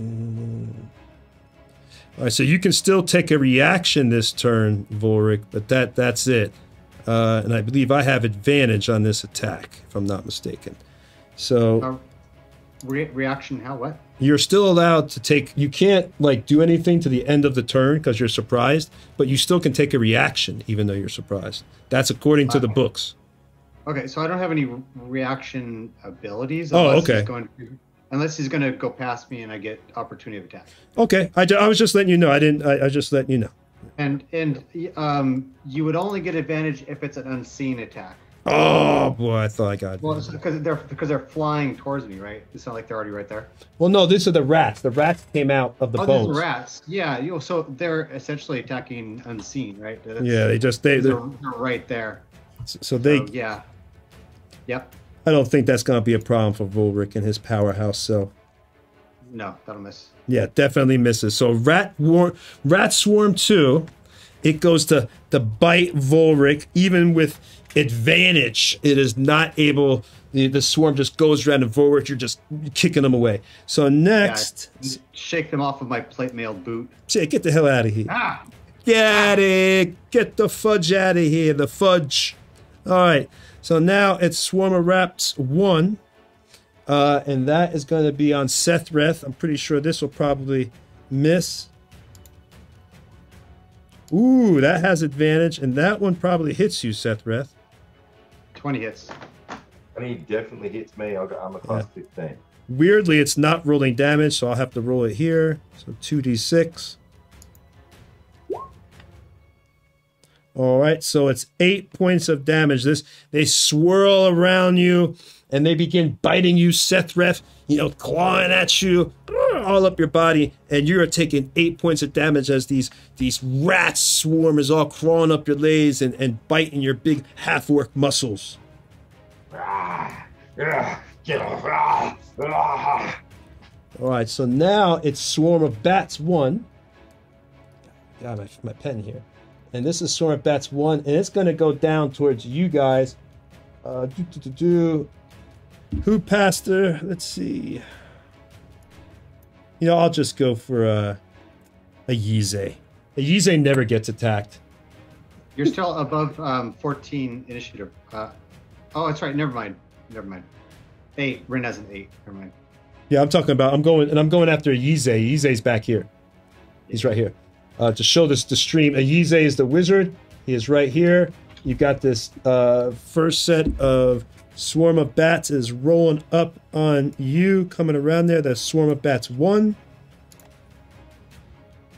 Let's get this party started. And here we go. They're actually occupying their space. They're going to stand in there with you, man. So do I have any reaction to this, or am I just completely surprised and they're on top of me and I just take it? If your character has the ability to take a reaction, then you can use your reaction move in a surprise round. So if you have a reaction move, then yes. Shield spell, something? Yeah, I wanted to fire up a shield spell. Okay. Not that it'll help against that roll, but okay, I am going to cast it. Here, I'll post it in chat. Well, what's your AC now? You might do it. My AC is 20 with the shield spell. So I just missed. All right, so bam. So you, as these bats enter your space, they're literally inside, swarming around you. Your shield spell goes up, and they almost seem to be ding, ding, ding, ding, ding, ding, hitting all against you, and they are unable, even when I rolled a 20, to hit you. Woo! Okay. So next, it's now Volrik's turn. Oh wait, right. Wait! You were surprised this round, so it's that you can't take to your next turn, because yeah, that's right, because you're surprised. You and Sethreth. Sorry, buddy. So next, it's actually Diora. Did you pass your surprise round perception? I got a 14. Yep, you passed, so you can move. Go for it. I run up the wall to the ceiling. Right above Azize. All right, so Diora, you're near Azize, up on the ceiling? Yeah, I want to be right above Azize, and I'm going to just start slashing at the bats. Right? Are these like my cousins, Tony? Am I fighting family? Be aware, the ceiling is actually quite high up, because the bats were hanging up there, and y'all didn't even notice them. How high up is the ceiling? It is about 25 feet, but you are close enough on the wall that you could be standing sideways, like because y'all were coming right in, and they came down here, the bats. So you could actually be striking those bats by standing on the wall if you wanted. Yeah, that's fine. But you know, are these my families? Is the family reunion going to be really awkward this year? That's all I want to know. What? I said, am I attacking my family, Tony? Oh, gee, I was like, family reunion. All right. Okay. No, these are not related to you. I missed anyway. No, I got a 9. Totally. Talk about messing with the DM's brain. He was like, what? I probably look like Scooby, Raggy. Yeah, for a second. Raggy. I missed. All right, so you miss. Do I want to? You know what? No, I'm gonna use a key point, and Okay. I'm gonna do patient defense because I didn't hit. So. Okay.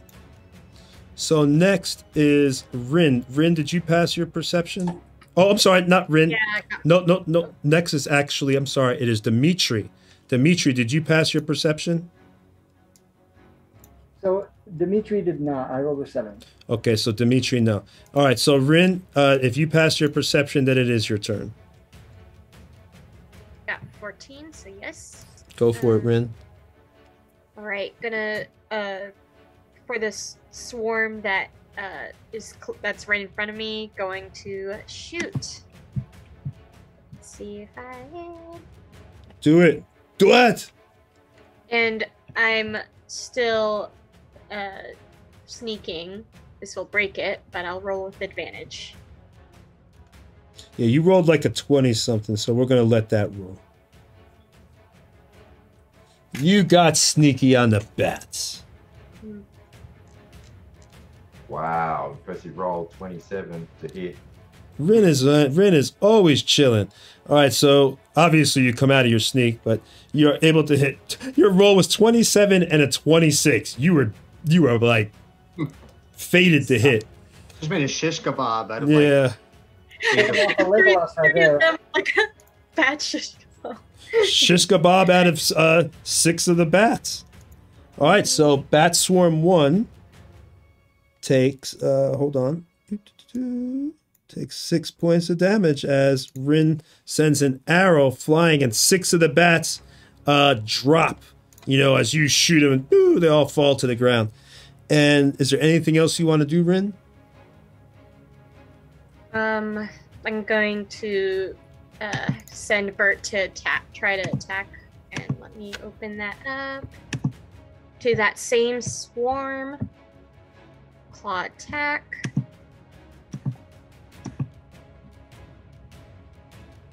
Eight, 9, 10, 11. What did Bert hit?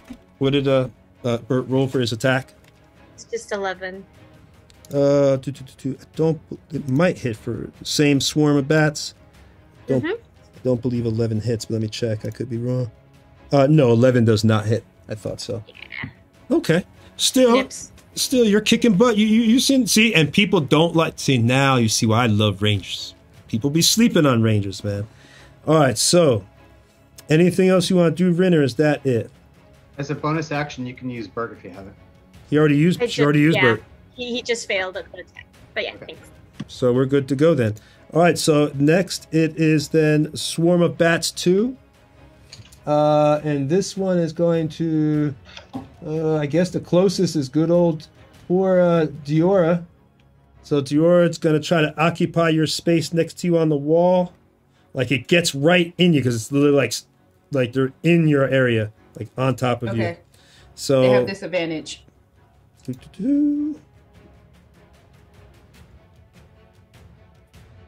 Why do they have disadvantage again? I did patient defense. Okay, so we're good to go. So here we go then. Yeah, that still hits. Damn! Now I'm finally I roll on fire. I told you it was gonna be his night. I knew it. Yeah, but not with with the bats and the rats. Ooh. Give it to me on the basilisk. No, I'm glad that y'all succeed. Let's go ahead and all right. So this is 2d swarm is swarm of bats is 2d4. So not gonna kill you, but maybe. Ooh, I rolled a 1, so no, you're safe. You got 3 points of damage from that. And this is not necrotic, right? No, it's just regular old damage. Piercing damage, actually, if you want to know exactly what it is, piercing. All right, so that is Swarm of Bats 2. They come swarming around you. They're biting you as you're trying to attack the other swarm, and they are able to take off 3 points of damage on you. And now it is Sethrith's turn. Now you can move again, Sethrith. Man, it's foggy in this cave, eh? Oh, I can turn that down. Do y'all want me to turn the fog down a little bit? No.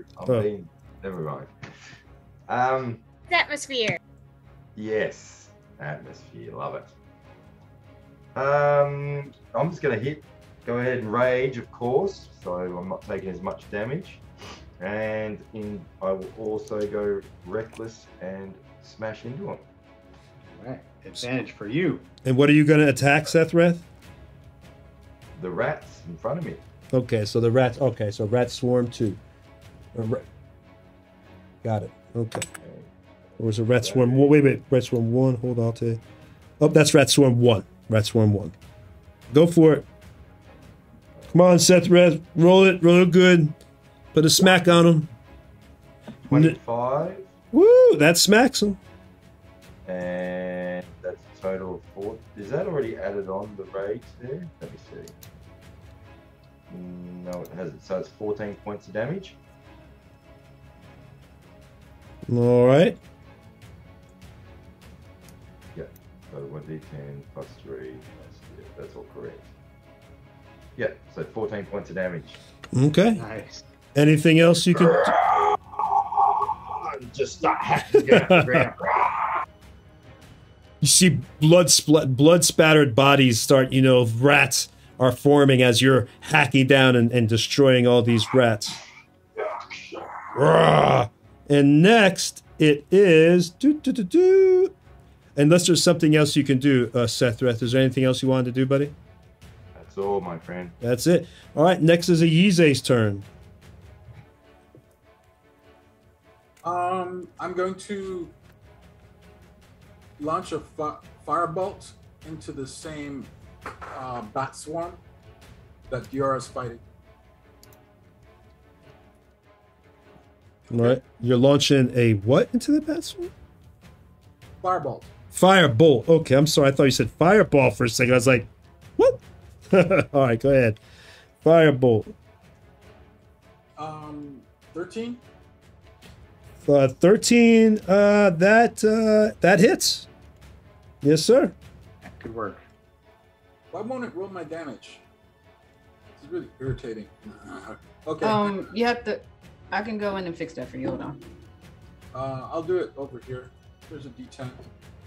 Oh, give me a break. All right. Well, your firebolt doesn't really come out as a firebolt. He rolled a 1 stream. So instead of like a bolt of fire, you kind of like do your fingers and just a spark flies and boop, hits one bat. The one bat falls down. I say, take that! Flying vermin! Take that! I'll burn you down! Burn! Burn, Ratbat! Burn! One at a time. All right. So unless there's anything else you can do as Ize, it's now Swarm of Rats 2 turn. They are still on Volrik. They're going to try to attack Volrik again, the Swarm of Rats. The Swarm of Rats Come 2. at me, you little buggers. Arrgh! Now they're a little, right? They're not 20 feet tall. No, they're not like the crocodiles. All right, so I rolled a 4. That I don't even have to ask. I know that does not hit. So the Swarm of Rats, you're continuing and just kicking them off as you're watching Sethrith smush his. But they miss you and they are not able to hit anything on you. All right. So next it is Swarm of Rats 1. Swarm of Rats 1 is going to try to hit Sethrith. Don't forget, they have advantage on me because I went all out my attack. Well, thank you for being honest because I can't remember every single thing. Thank you. Yeah. You're welcome, sir. Let's see. And that is, hold on, I have to make sure if they have less than half. Swarm of I am raging, So damage-wise, it's half. Ooh, almost, because that's swarm of rats one, but nope, they're still at full. Okay, so you get this. Swarm of rats. Add advantage. 16 to 16 hit. Yes, sir. All right, 2d6 piercing. Let's roll that damage. What do we got?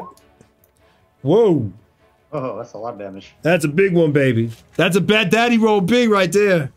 All right, so 2d6, you take 11 points. So this is a big one. You're smushing all these rats and these other, there's the rest of the swarm. As you were smushing and punching them, the other ones came up your back and they started now, they're all over your back, biting your back, and they're able to do a ton of damage. They start ripping into the flesh, into your back and your neck, and it's hard for you to grab and get them off.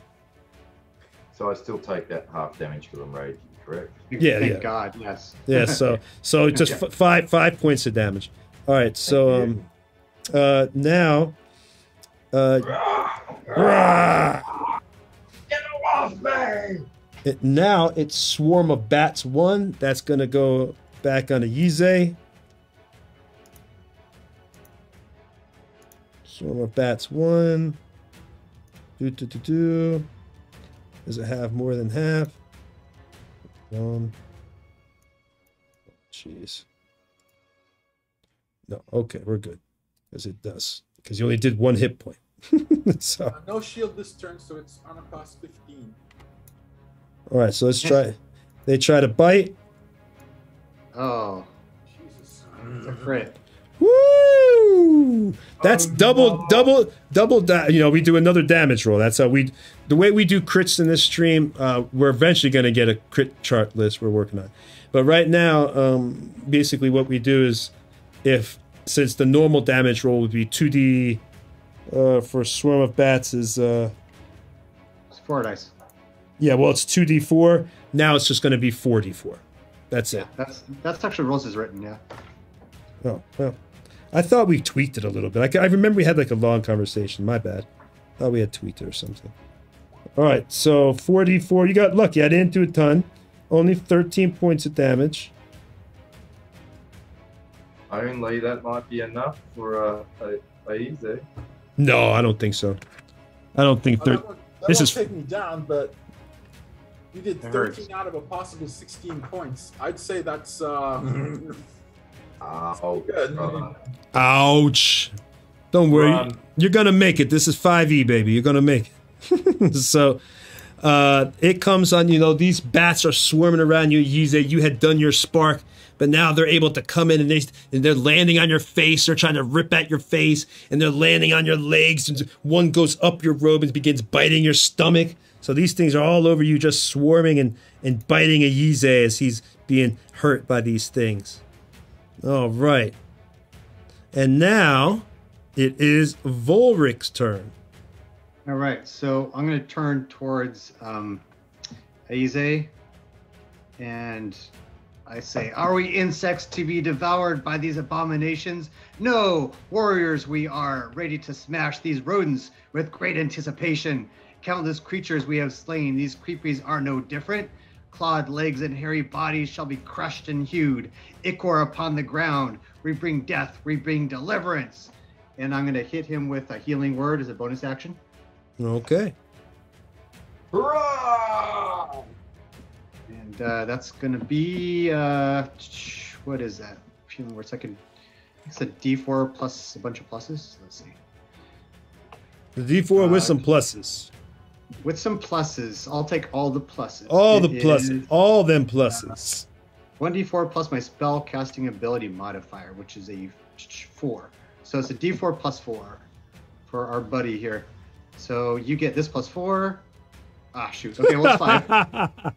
It's 5. I rolled a 1, but it's 5. It's And something.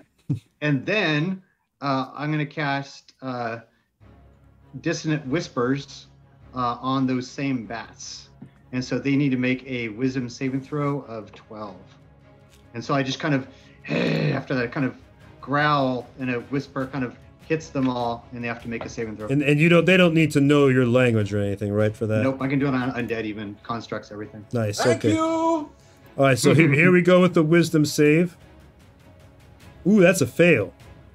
All right, so they take 3d6 damage. 10 is a fail, right? For you, right? Yep, that's a 12. So they take 14 points of damage. Ooh, that hurts dead And bats. if they're not dead, then as a reaction, they have to do a full movement away from me, which is going to give 4 people attacks of opportunity as they fly away. Yeah, I think, well, they're not dead, but they're definitely more than halfway now, which means Gonna that be they dead do soon. less damage. All right, so they begin to move away. Where are they trying to move to? Away So they from... have to go the opposite direction from me, right? They're running from me. Wow, so definitely, yeah, they're going to get attacked by, yeah, okay. Everybody. Everybody do an attack of opportunity on these? Yeah. Oh, wait a minute. Is that on their turn, though, or is it now? Or do they have to wait till Now, their turn? Okay. as a reaction, they do it now. Okay. I thought so many times, like with spells like that, it's like on their turn. You know, like run away on your turn. Oh, Jack, not you. You're too far away. Ah, It's everybody but you, unfortunately. Rum tickle hits. All right, They gotta be dead by now. they're dead. It's dead. We are It's dead. You can stop rolling. Stab them for 5. No. In fact, wait a minute. Keep rolling. Use up your good 20 rolls. All right, no, it is gone. We'll say Ayize almost killed it. It was down to 2, but Rin is technically the one that killed it. So describe your death, Rin. How you? Once again, keeping the theme with like a shish kebab, just is able to hit multiple at once, and kind of slides across the floor, just all neatly in a row. All right, so they are down. We'll take that one. Is out of here. Put him over here. Put Ayize back. I'm sure Ayize is feeling a lot better, not being bitten up by rats or bats. All right. Yep. So now it is Diora's turn. And I have a swarm. I have a swarm on me, right? Yes, ma'am. You do. Okay. I got a 17 that to hits. hit. That definitely hits. Okay. And 1 second. Flurry of blows. Okay, and I'm gonna spend a key point to do a flurry of blows. Okay. To make 2 unarmed strikes. That misses. That also misses. Damn it. I wanted to see your monk punch the hell out of the bats. All right, so unfortunately... My heart is not in it. I think these are family members, so... You sense Uncle Jack is in there. All right. Yeah, Uncle Jack. So as I'm surprised, Tony, as I'm surprised by these bats, I don't make an action this round. And I just get into my own mind, and I suddenly have a flashback that pops in my mind and just kind of freezes me solid as I'm just like looking, like almost blinking or looking straight forward and almost like shuddering a little bit. And I see bats coming out of the dark over the moonlight in my mind, and they come down and swoop down, and then I see another flash, and then a pain in my jaw. Oh, I wish we'd have had a beautiful scene for that. I didn't know that was coming. It's a beautiful, like a scream of a woman, of some voice, and then blackness, and then I snap back and I look around, like wonder where am I again, and then I get my bearings in the next round. All right, so you're not going to do an action this round? Well, no, you already. I'm a surprise action. You already went over me. I go before Ren. Wait. How did you get surprised all of a sudden? There was a surprise round, was there not? Yeah, but we're past that now. Oh well, I was just doing this because it looked like you were skipping over me anyway, so I figured it was still a surprise round. No, we're past that. You actually did something. Yeah, we're past that. It's your turn, bro. Yeah, so it's actually Dimitri's turn. It's your turn now, Josh. Well, I'll go ahead and that's going to be my turn. Oh, okay. So you're not attacking or anything? Okay, no problem. Nope, not this round. All right. So next is Rin's turn then, as you're having your flashback. I think Rin just went. No, that was attack of opportunity. Ah, okay. I was confused. I thought you just skipped over me. Nope. Okay. Then Rin, wait, so it's easy, like, so it's got 5 hit points back, right? You're still missing, like, 5, 6, 7, 8. Easy? Is that right? How many hit points are you missing? Easy, are you muted then? Down 8 Oh. currently. After getting the heal from Volrik, I'm down 8. Okay, so Rin is gonna hand you 5 of the good berries, and for your wounds, and then she's gonna shoot towards the bats. And let's see. Thank you. Mhm. But this represents 5 meals, doesn't it? And it also your life. And then she turns and shoots. Whoa! 28. Oh, my God. Jesus Christ. Crit? Rin kills Oh, you got a everything. crit. 12 plus 4. Oh, 16 points. I love her. I love her so much. She's Double like my damage. savior. Crit. Oh my gosh.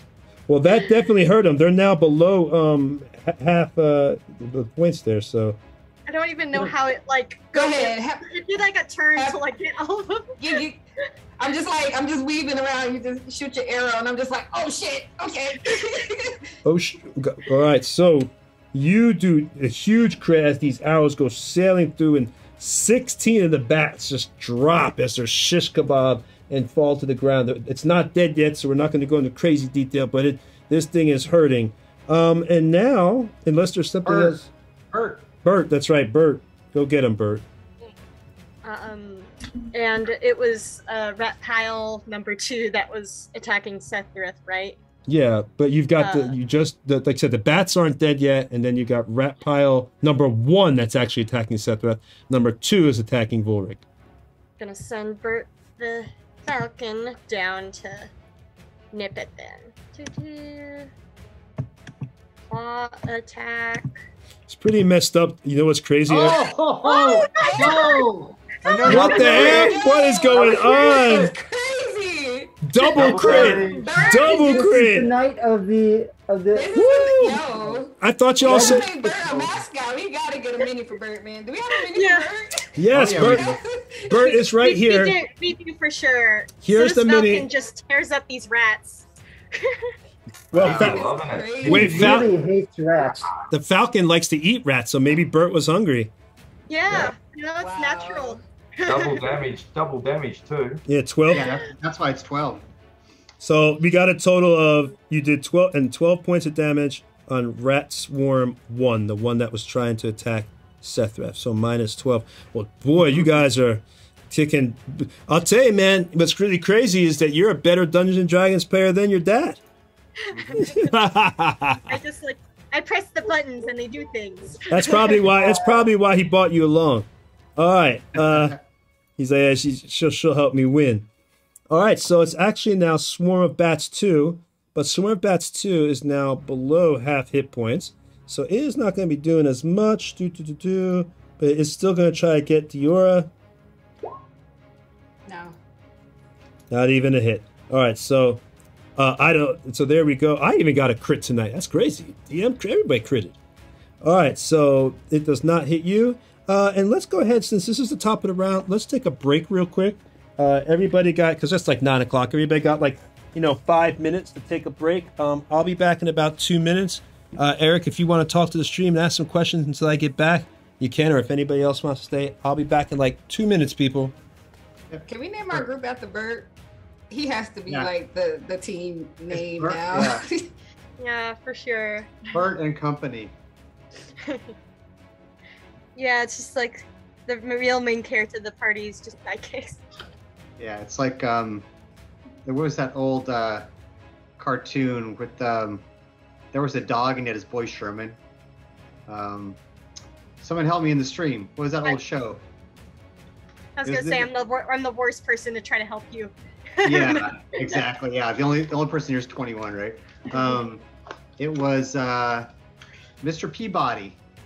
Mr. Peabody. That was the name of the talking brainiac dog, and he'd always say, "And this is my boy Sherman," and it was just like some kid that hung out with him and stuff, and he was basically referred to him as his boy.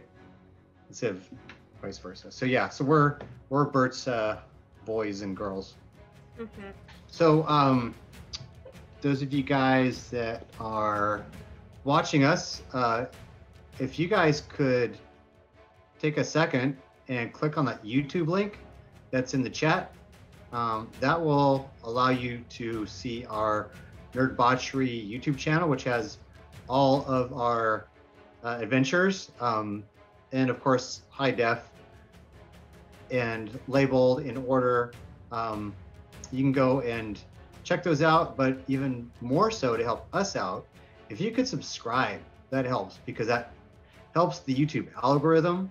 It allows us to focus on YouTube as a second kind of channel aside from our GenconTV show. So if you got a moment, if you can subscribe, that would be super cool. And there's lots of videos, by the way, of 1.5 seasons of both the good and evil team that we had for Nerdbauchery before we joined Gen Con. Many hours. And now it was basically almost 2 years of gameplay. And many of us that are here, we're there now. Well, it's technically half of us, for counting Chris towards the end as well. So we have some pretty good shows. I think worth watching.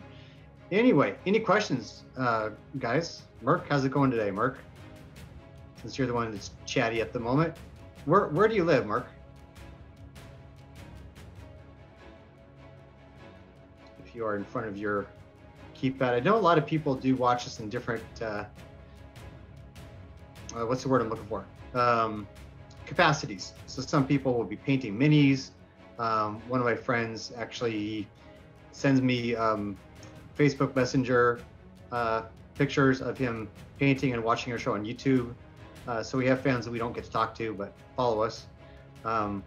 Based out of Colorado. Oh, very nice. And Mark, so how long have you playing D&D for? I assume you play also.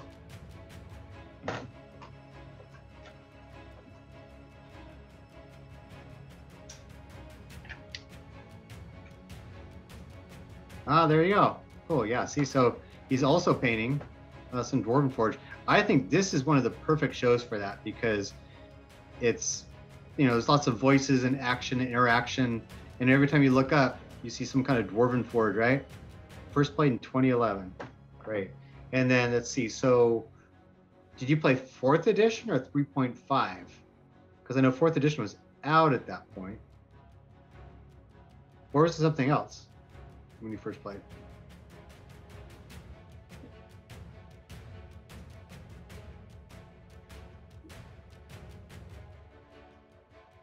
He's like, I'm trying to paint, dude. Stop asking me questions. Yeah, I was just wondering what edition of D&D you played first, Merc, but if you're painting, no worries, buddy. Go ahead. Would like to do our kind of weekly advert for our buddy Sethreth for his company. Oh, wait, 4E, but we also played Pathfinder and Mutants and Masterminds. Is that Mutants and Masterminds? Sounds like it was a superhero game, superhero base, probably. I'm guessing it was. My favorite superhero role-playing game I played for Jesus. 15 years. It was called Champions. It was Hero System. Absolutely loved it.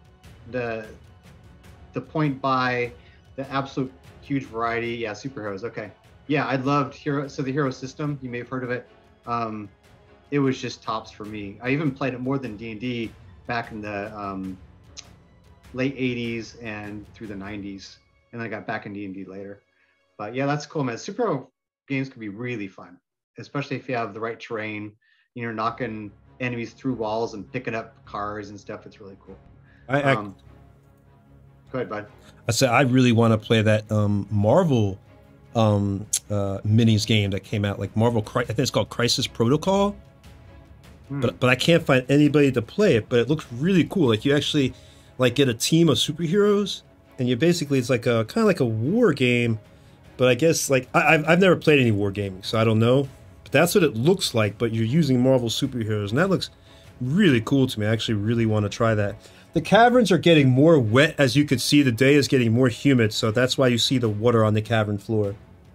It's the humidity of the jungle environment. That's how realistic our stream is.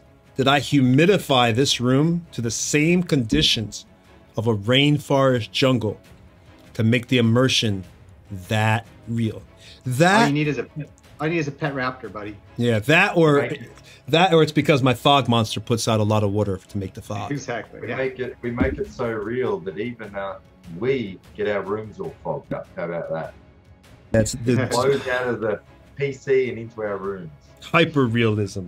So before we jump to Sethreth, just real quick, that Marvel game sounds interesting. It sounds like one of those squad-based tactical combat that are very popular these days.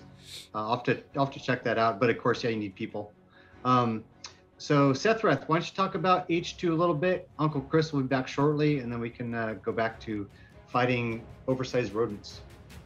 Yeah, so as majority of viewers probably know by now, I'm the owner of Project H2. We make all sorts of items, especially specialized ones for Dungeons and Dragons, dice towers, special cases to keep all your dice and minions in, as well as rolling trays to roll on in games, even little fancy little jails to put your dice in when they've been misbehaving.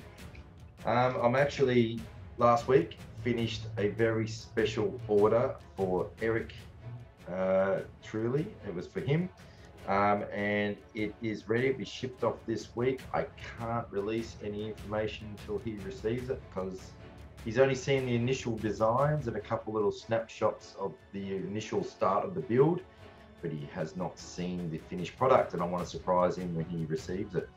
So stay tuned for that. To be honest, I was very tempted to keep it for myself. I liked it so much. But, you still charge me, right? Still charge me though? Yeah, I'm going to charge you.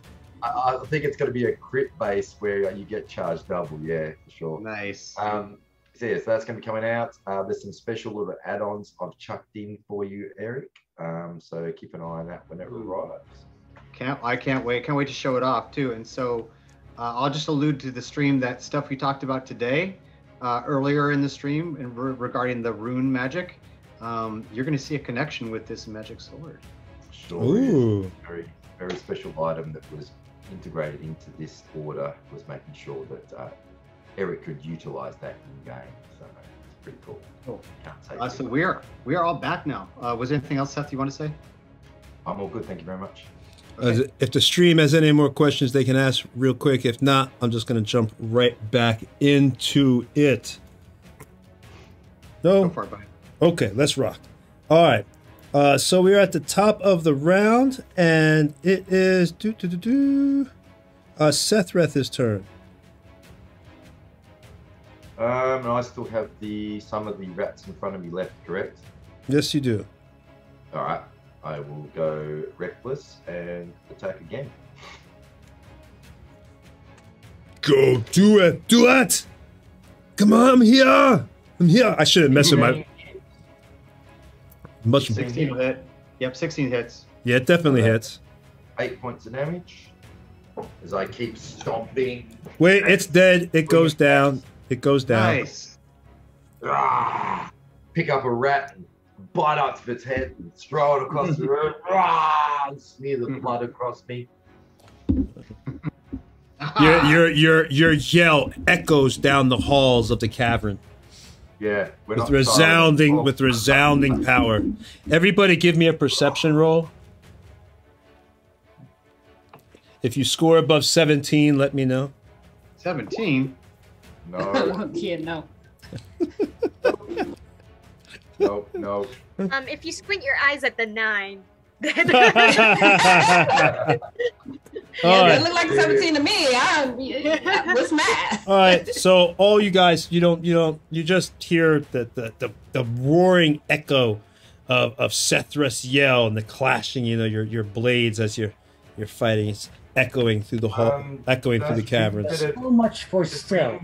Does Ring get advantage on her perception because of Bert or not? I wouldn't see why, because Bert's just there attacking the rats with you. Yeah, we're the same distance. Bert's a more I mean, I could roll if Bert notices anything, but I doubt it. You can, sure. I mean, you can roll for Bert. I mean, he can still hear. He's not going to get advantage on hearing. 21. What? All right. So Bert, once again, Bert the Falcon has saves the day. Bert hears moaning. Oh shit. Moaning. And scraping. Oh god. Okay, Ren announces this to the group.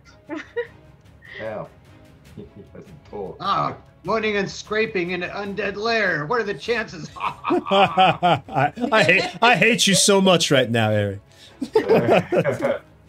Go on.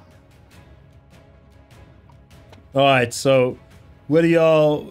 So that's what you hear, and you just hear that. Sethreth, you took your turn, you killed it. Next is Ayize's turn, unless there's something else you wanted to do, Sethreth.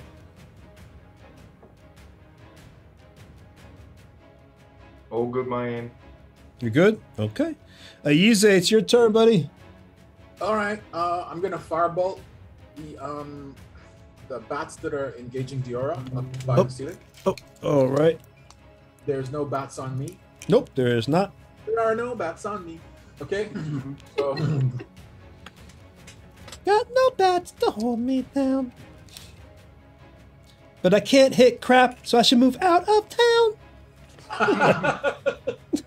right, the firebolt goes somewhere else. All right.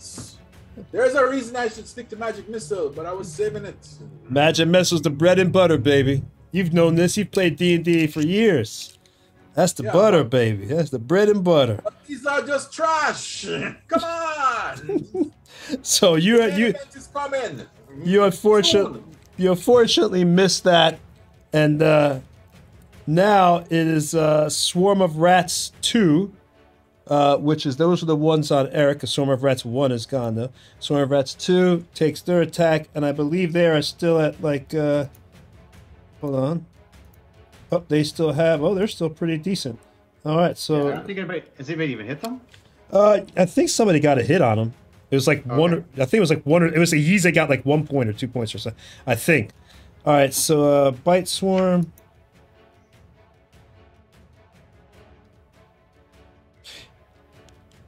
All right. That'll miss. Oh, that's a miss. All right. Oh, doesn't matter. Too late now. Okay. So let's go. That misses. And next is Volrik's turn. All right. So I realized right after I did it, and I didn't want to slow the stream down. You cannot cast 2 spells in one round, even if one's a bonus action. The other one has to be a cantrip. So this round is when I cast the healing word, so that's now he has 5 hit points. Okay, so that's my bonus action for now. Okay. And where was the moaning coming from? Roll me perception to tell the direction. Okay. Give me a 13. Or not. All right, so no, you can't tell the direction. It's so bad. Okay. All right. So in that case, I'm gonna go ahead and I'm gonna throw a hand axe at those bats. Okay. Hand axe at the bats. Hand axe. Huh? Ugh. I'll throw it at my camera. All right, here we go. Yep, 22. Ignore the +2. Yeah, that for some reason things have a blast spell. Yeah, I don't know why it keeps doing that. Go ahead. 7 points of damage on the bats. So they just basically plow their way through the center of the bats, pinning one at the very end to the cave wall. The bats? Okay. Oh, 7 damage? That's exactly what they needed to go down. Fantastic. The ones that are attacking Diora. Go ahead, describe how you bring your bats down. Yeah, so in that case, I wait for the right moment where they're all bunched up in one area, and then I hurl it with my 16 strength, and it flips quickly through the air and plows through them, and wings and bat parts go flying, and one last bat gets pinned to the cave wall as the axe sticks into the wall. And Ikor just goes down the side of the wall. Bam. Gone. All right. So Dior is still up on the wall there, but she is now safe. So that is down. Swarm of bats is gone, or swarm of bats too. Let's take them out of there. All right. So now Volrik went. It is now Diora's turn. So I see this hand axe coming towards me, and I pull it out of the wall, and I throw it right back down in front of the rats in front of Volrik, and try to hit. And I think I get to count that as a monk weapon because it's versatile or something like that. Volrik? Versatile means you can use one or two-handed, right? No, I'm sorry, not versatile. Simple. It's a simple weapon, right? Yeah, that's rude. Yeah, it is. Yeah. Okay, so I don't have that as a thing, so I'm just gonna roll a d20, I think, plus my dex.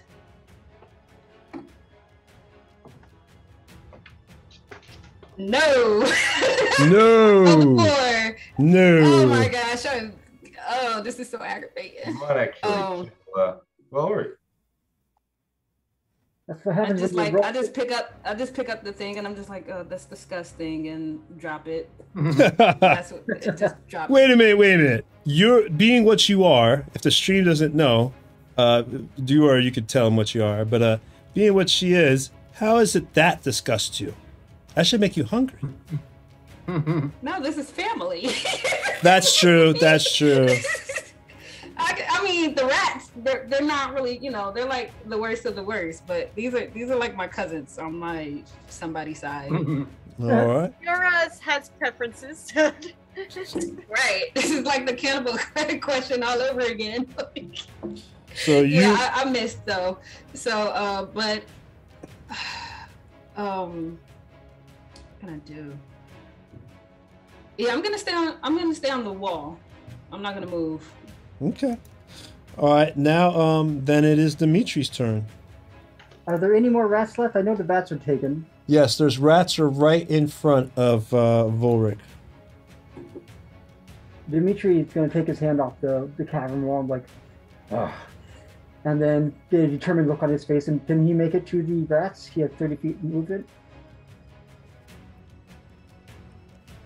Is he able to reach the rat? Looks like 30 feet to me. From where you're at? Yes. 5.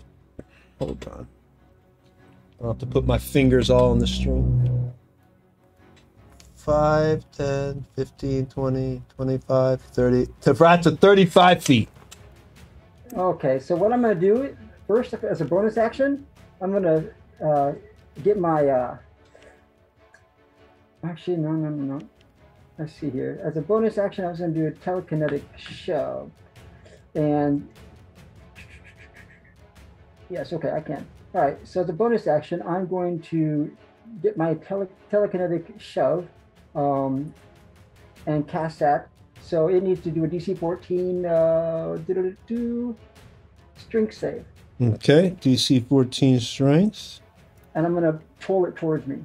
Oh, so you can't actually... Well, okay. So DM's decision. You can't grapple or shove either... No, they can't. It's immune. Shove can do specifically that. Well, it's immune to petrified, prone, restrained, stunned, charmed, frightened, grappled, paralyzed. So if it's doing any one of those things, the reason I know that is because I was looking up. I looked on the net to see if you could shove, and that's in the same category. Because he was cheating, stream. He was cheating. No, I want to see if I could shove him. No, this is a special thing. Like, it's not just mage hand. It's also it's a special feature of the Artificer. Yeah, so that's where it's a DM's call, because it's not like a person shoving. It's like an overall. Ooh. Well, we got a lot of people in the stream. What does the stream quickly think on that? We kind of got a lot of people in the stream. Let's let Merc answer. Merc, you want to let him use his telekinesis on? Maybe we don't have as many. I thought we had more people in the stream. My mistake. All right. We'll talk about it later. All right. So then we'll just go ahead and say that. Yes. Rule of cool. I guess, yeah. Rule of cool. Let him pull it. If it's cool, that's the thing we've been going by, Merc. Rule of Mark cool. said yes. Mark said yes. Rule of cool then. It worked. Do it. All right. Yeah, my telekinetic feat that I took allows me to pull him with, if it fails to save, towards me or push it away from me. All right. What is it? Strength? It's a strength save, yep, of 14. Oh, they're gonna fail. They're a -1 strength. And it's only one creature though. And then what I do is I pull it towards me, and I'm gonna use my movement there, and then use my regular action attack to do thunder gloves. All right. So you're Thunder gauntlets, rather. you're pulling it towards you by 5 feet. Yep, just 5. I can only do 5. So it's right next to the Volrik then. So it's now exactly 30 feet from you. And then do you want to move any closer? Well, that means I'm going to move my full movement to 30 feet. All right, so you're right up on it. And then I strike for 15. 15 hits. Nice. I do 12 damage of thunder damage. Nice. Well, 12 thunder. Okay, minus 12. Nice work, dude. Nice work. Oh, If it's like that is hit with the gauntlet, has disadvantage on attack rolls against targets other than me until the start of my next turn, as the armor magically emits a distracting pulse when the creature attacks someone else. All right. nice. All right, so it's at the top of the round. All right, everybody, give me another perception. I think you skipped Ren. Oh, I did. Oh my God, Rin. I'm That's the only sorry. way you can stop her is by just not even. I'm trying to get rid of her. He won't let her go because she's good. She's too good. She's too good. Stop. She's killing everything. No, Rin, go ahead. Go ahead, buddy.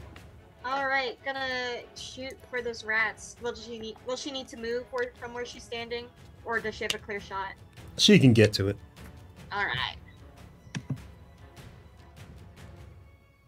No. 22, of course she hits. Damn, that crazy dex. All right, and a longbow +1. We now know DM should not have said longbow +1 for a weapon. All right, so you are able to take 7 more points of damage off the rat swarm. It is now below half, so that is good for you. Right, and gonna send Bert out. I swear, if Bert kills something else, I love it. Do it, Bert. Crit. One, Bert. Do it. 13. that does hit, but it doesn't kill it. But that does hit. Yay. 6 more. Ouch. All right, so -6, 13. All right, so there's not many rats left in that swarm. That is for sure. Anything else you want to do, Rin? That's all. I think that's all I could do for now. All right. All I can do. Everybody roll me a another perception. This time, all you gotta do is pass a 13. Nope. Rat stomping time. 22 this time. Now I'm coming back. Am I rolling with advantage? For perception, no, I wouldn't say advantage, but Bert does get a roll. Bert gets a roll. Let's see if Bert is just like sees and knows everything. He seems to. What? Damn, Bert is. I'm telling you, man, Bert is your best character in the game. Yep. All right, so I should just play Bert at this point. yeah, just don't even Let just me play Bird at this point. retire Rin, just play Bert. All right, so everybody who passed their perception, you'll just roll normal. If you didn't pass your perception, you're going to roll at disadvantage for this. Now, so you thought it was undead, but coming through behind y'all is a brown bear running at full pace. And anybody in its path, all the way up to Sethreth and everybody, you're up on the wall, so it doesn't hit you, but everybody else has to make me a contested strength throw against this bear, or you're knocked prone. Uh-oh. Okay, how about it? Can I Tony, can I help anyone? How about what? I'm Can I sorry. Chris, lie go down ahead. to avoid getting hit? Okay. Yeah. You know what? Did you pass the perception? If you pass your perception roll, then yeah, you can go ahead and make it because I failed the perception roll. Oh no, your timing isn't going to be. I got to say it like Stefan. Oh no, I'm sorry. I'm not making that strength save. I'm just gonna lie down prone. That's not true, Yeezy. You've been eating your Wheaties. He's got like a I'm not doing 2. it. I just look and said, "Oh no," and I just fall down. Lie down prone, and I start eating good berries. Could I help? 7. I'm not going to roll. All right, well here we go. I'm gonna roll my strength, and everybody just. Dimitri rolled a 4.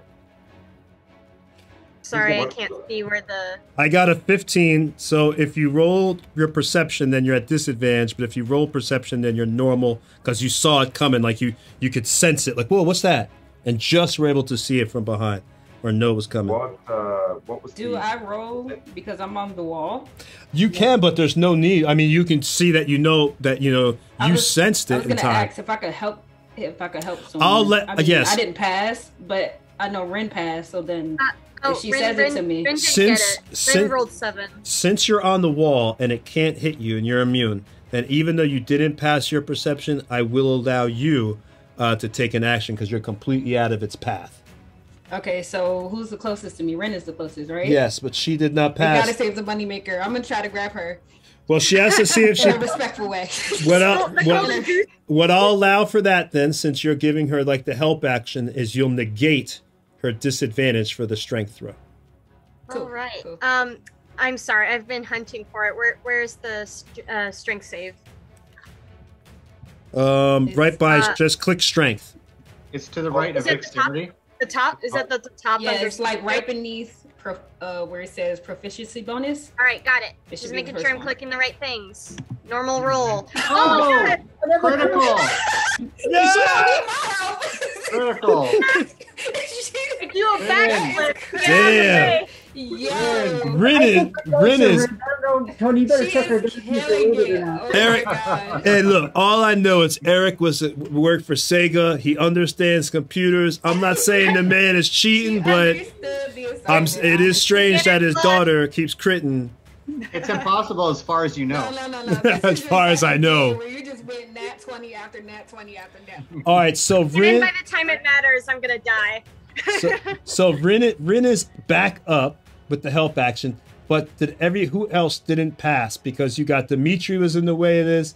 You got Dimitri did a test of perception, but completely failed the strength. if you pass your then yeah, you're still down because you still failed even with normal roll. How about you and Volrik and Sethreth? Did y'all pass your strength? I wasn't sure if I was in the part of that because I saw it stop there. But yes, I'll roll now. Yeah, it just dashed all the way through y'all like boom. 19. Ooh, yeah, you pass. So Volrik, it pushes you back a little, but you are up. I just dig my heels in and make a roll with my gauntleted arms and kind of slide back. Yeah, so it pushes you back like 5 feet. How about you, Sethreth? Did you pass, buddy? What did the perception roll have to be? I got 12. You have to roll above 15. Oh, okay. All right. So I'll be at disadvantage then. It's not athletics, actually, Volker. It's straight strength. I think you rolled the wrong thing. No, it's athletics. No, it's athletics. Always athletics. That's true. I don't Because have that it. way you get to use proficiency bonus if you have it. Oh, I wish I had a proficiency bonus from my bear. So is it meant to be athletics or strength? You can do athletics. It's not a saving throw. It's athletics. It's different. I was doing a contested strength, though, like strength versus strength. Here's a big difference for you, my brother, because you are raged. You did have advantage, but yeah, you still missed. All right, so you're down. You're down. So both you guys are down, but Volrik the Brave is up. Yize didn't even roll. He just was like, "Oh hell no," and just laid down. He just looked at it. That was read it. some books about bears. He just sat right back on down right now. So that's where Yize is at. And Dimitri, you got knocked down. So yeah, we got 3 people up and 3 people down. And Bert obviously is up because he's a bird. Unless did he fail? Bert No, maybe. he made it. Oh, he made it? Okay. Roll for the strength save, but he's flying. I doubt it. I would have tried to say that maybe, I'll let that go. I was maybe I was going to say the bear tried to grab him in his mouth, but don't worry about that. But I'll probably live to regret that when Bert kills the bear. So yeah, we've got Rin up, we've got Volrik, and we've got Doria, and this thing had in its mouth, it has a zombie that's still alive. That was the moaning you heard. And it kind of, and it crunches the zombie's head as it kills the zombie. And, the limp zombie body falls to the ground. And it looks at you all ready to go. See, I defy expectations, Eric. Ha ha! A grisly scene indeed. Ooh, the puns are terrible. All right, so now, going to the top of the round, since the bear, that was not surprise, that was just a straight dash in. It's Sethreth. Oh no, you're prone, yeah.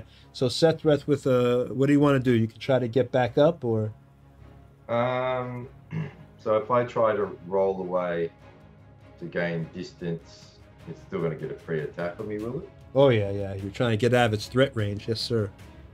So then I'm just going to stand up then. All right. So that's standing up is just half movement, so you still have half your movement. Yeah, you still can also take an action. Yeah, you're fine. Okay. So I'll stand up. Does it get a free attack on me as I'm standing there? Nope. No, that's like only in Pathfinder. Oh, okay.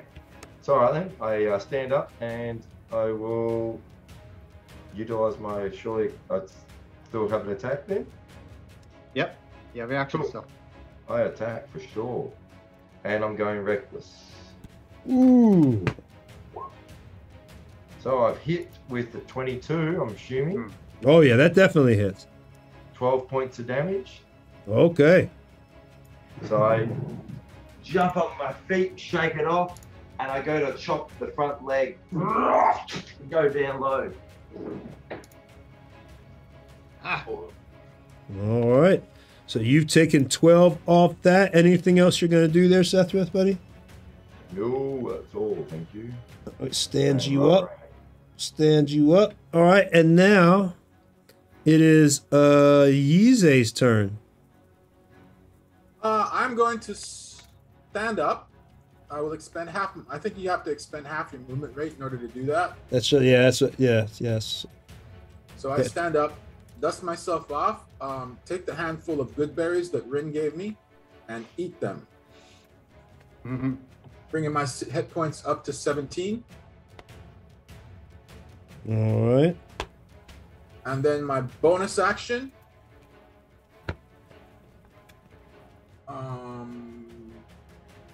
So the only one thing we see is this bear and the zombie struggling in its mouth. Well, no, it killed the zombie. It crushed its head, so the zombie is no longer a concern of yours. So just this bear. Just the bear now. Okay. If I move away from it, does that trigger an attack of opportunity, or? It ran past you. Oh, all right. It knocked you down, I'm so gonna you're back off and take a defensive stance. Then I'll pop my dagger out. I'm not gonna cast on this thing. all right. So you're just gonna leave it alone. All right. So you back away. Well, I already took my action. I ate berries. Oh, okay. I thought you still. Okay, my bad. No, All no. right.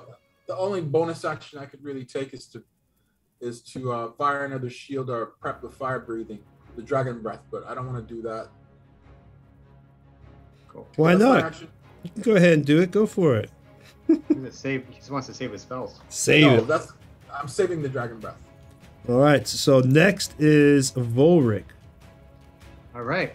So I say, "Ha! You show that bear who has the bigger bite, Sethreth." I'm gonna run towards him, and I jump in the air and clasp both my hands together. I come down. I try and do a double hand smash in the back of his neck. So unarmed strike incoming. Here we go. Oh, that'll miss. Yep, well, wait. Well, 11? 7 plus 4? No, ignore. Oh, that's that damn bless. The bless. I don't know why it's doing that. Yeah. It's your. So it's your. missed. Yeah. All right. And then I'm going to go ahead and hit Diora with inspiration as bonus action. All right. Maybe the blessings from the island. And it is Diora's turn now. And I'm gonna look to Ren and I'm gonna say, "Can't you? You're a ranger. You can speak to these and you can speak to animals, right? Do something. Do something. You've been doing something. You've been doing like great this far." Yeah. And I'm gonna run along the wall if I can get close to the bear. I want to run towards the bear if I can along the wall. The bear is not next to the wall. It's off because you see there's a gap. How high is the ceiling again? You said 25 feet. Yeah, you didn't have to go up that high because remember, the bats came to the side. So I'd say you're about 12 feet out. We'll just say 10 feet up. Okay, so I want to run all the way up so that I'm hanging upside down. Okay. And I'm gonna walk across the ceiling. Okay. And get as close to the bear as I can. You can get above the bear, right? That'll be all your movement just to be above the bear. To go up 3 and then over 3. So you'll be right above the bear, hanging upside down like this. I'm sorry I don't have string to hang you upside down. That's fine. That's fine. We'll just put you on top of the bear. Oh, I'm about to do something dangerous.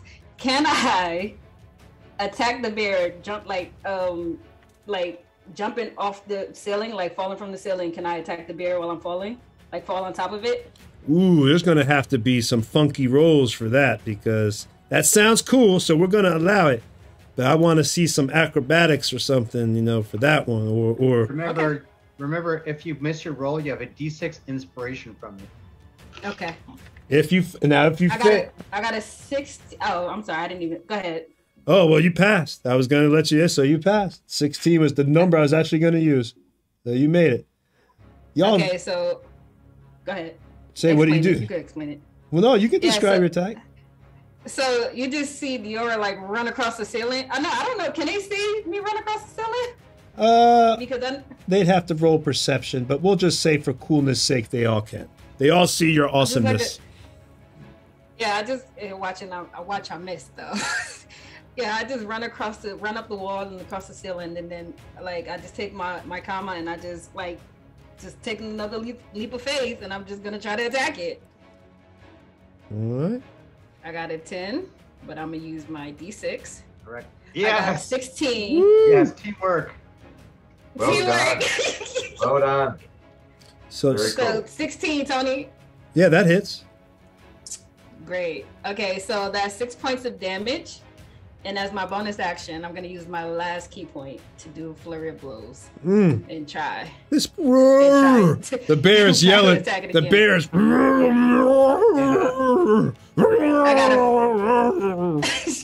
I got a 15.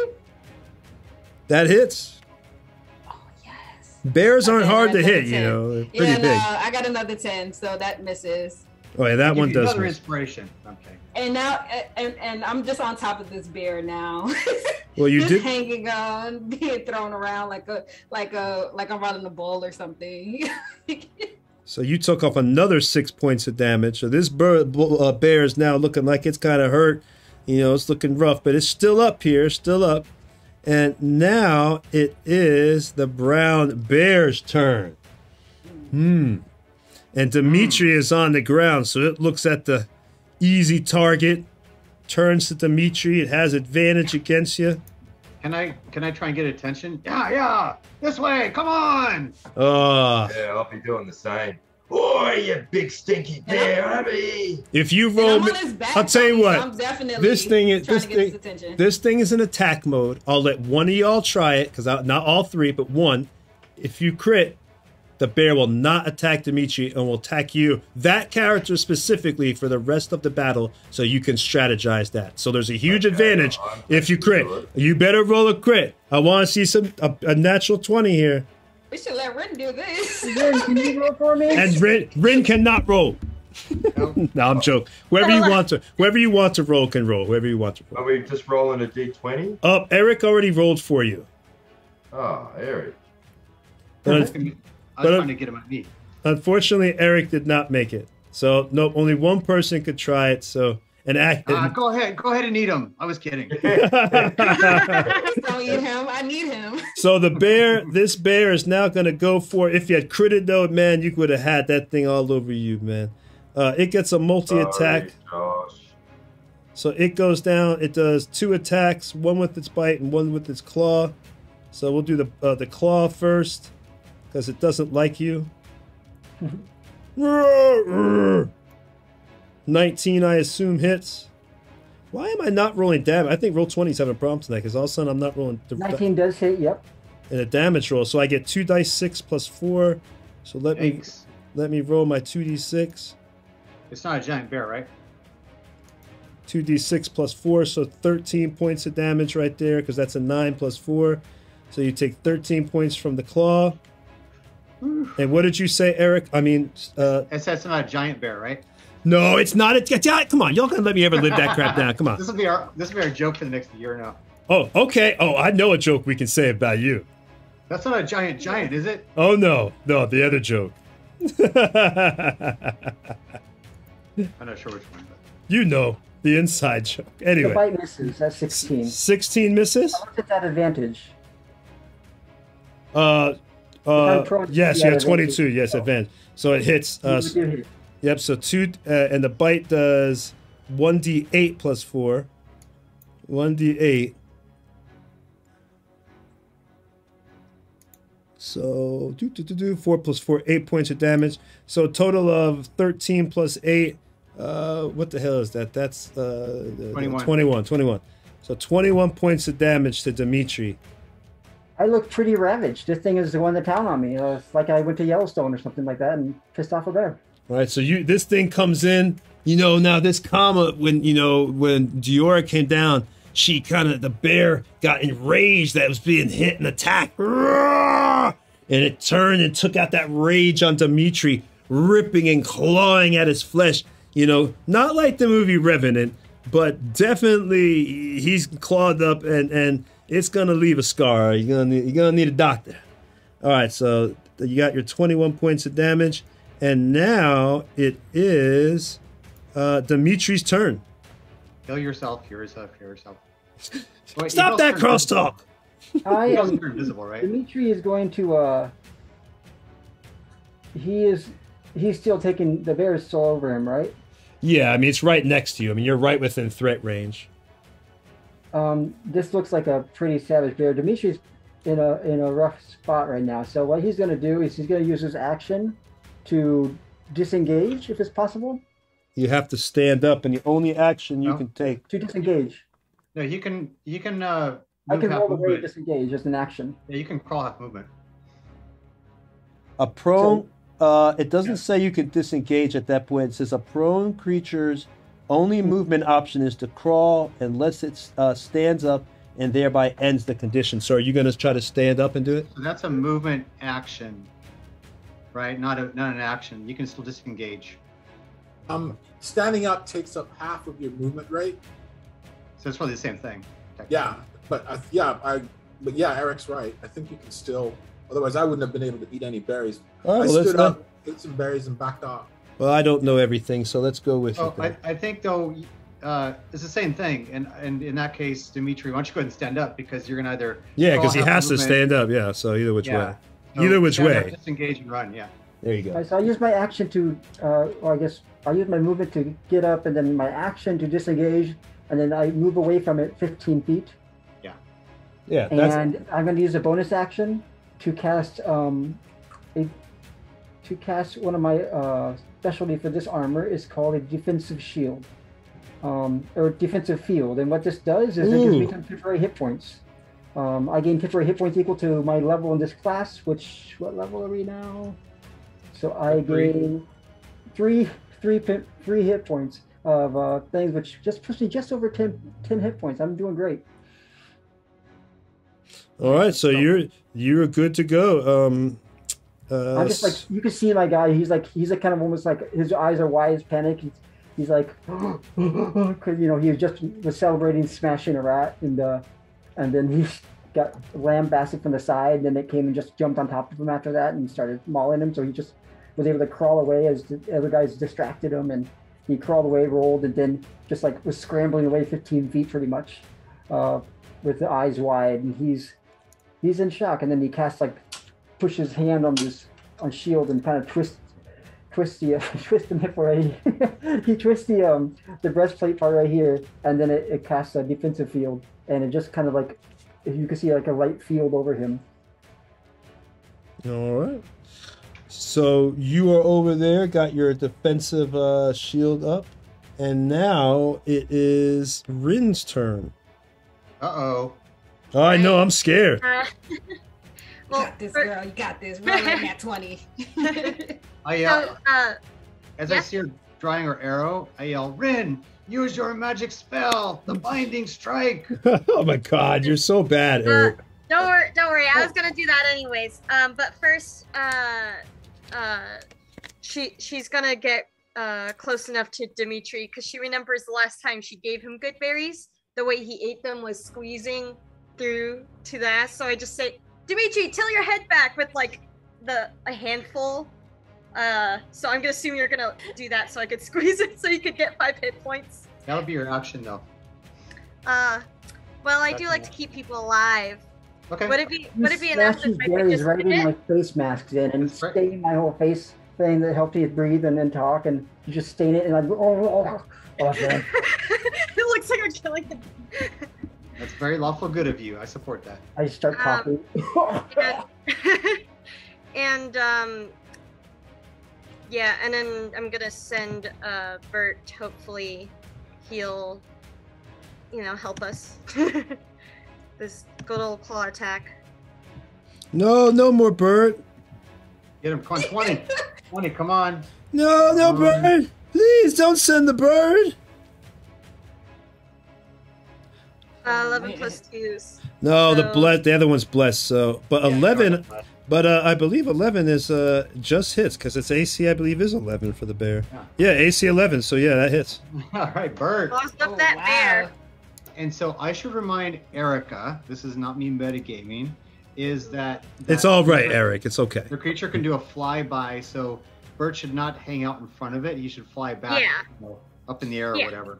It's okay. Yeah, he's just gonna return to the same spot that he's where he is right now, basically. All right, so he just does his flyby and hits him for 8 points of damage. How much do you hit for? You gonna kill my poor guy? Well, I wasn't sure if I could give the good berries and also. Oh no! You already gave the good berries. I'm sorry. So okay. All right. Okay. So now it goes back to the top of the round. It is Sethreth's turn. I believe it's going to be over right here. All right. I will continue on my merry raging way and keep reckless attacking so I get advantage. And I'm going to plonk my axe in between the bear's little furry ears. Poor bear. 15 hit. Yeah. Actually, That's it. It's down. 11 points. It's down. Right. So, 11 points. I come up and plant the axe literally in between its ears. And then put the foot up and pull the axe out. Stay down, you little beast. You killed the bear. All right. And fine work. Before we end this in a few seconds, I'll just give a quick, little sneak peek here. Really quick question though. How much do those berries heal me for? 5. 5? Yeah, 5, because it was 5 in the fist, so Got it, okay. I used up all of them today, but yes. Oh, thanks. Before you see 3 paths. You see one to the left, or one to the west, which is actually this path over here. Then you see one to the north and one to the east. And the way they look, you have this one. This is what you see when you kind of look down it. This is the path to the north. What is that at the end? This is the path. This is the path to the south. Eeny, meeny, miny, mo. And this is the path to the west. I see a rat up there.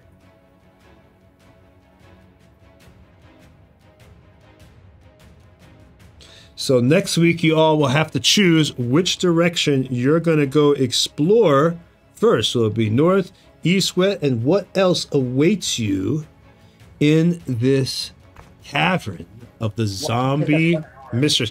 You know zombies must be nearby because, you know, the bear came in.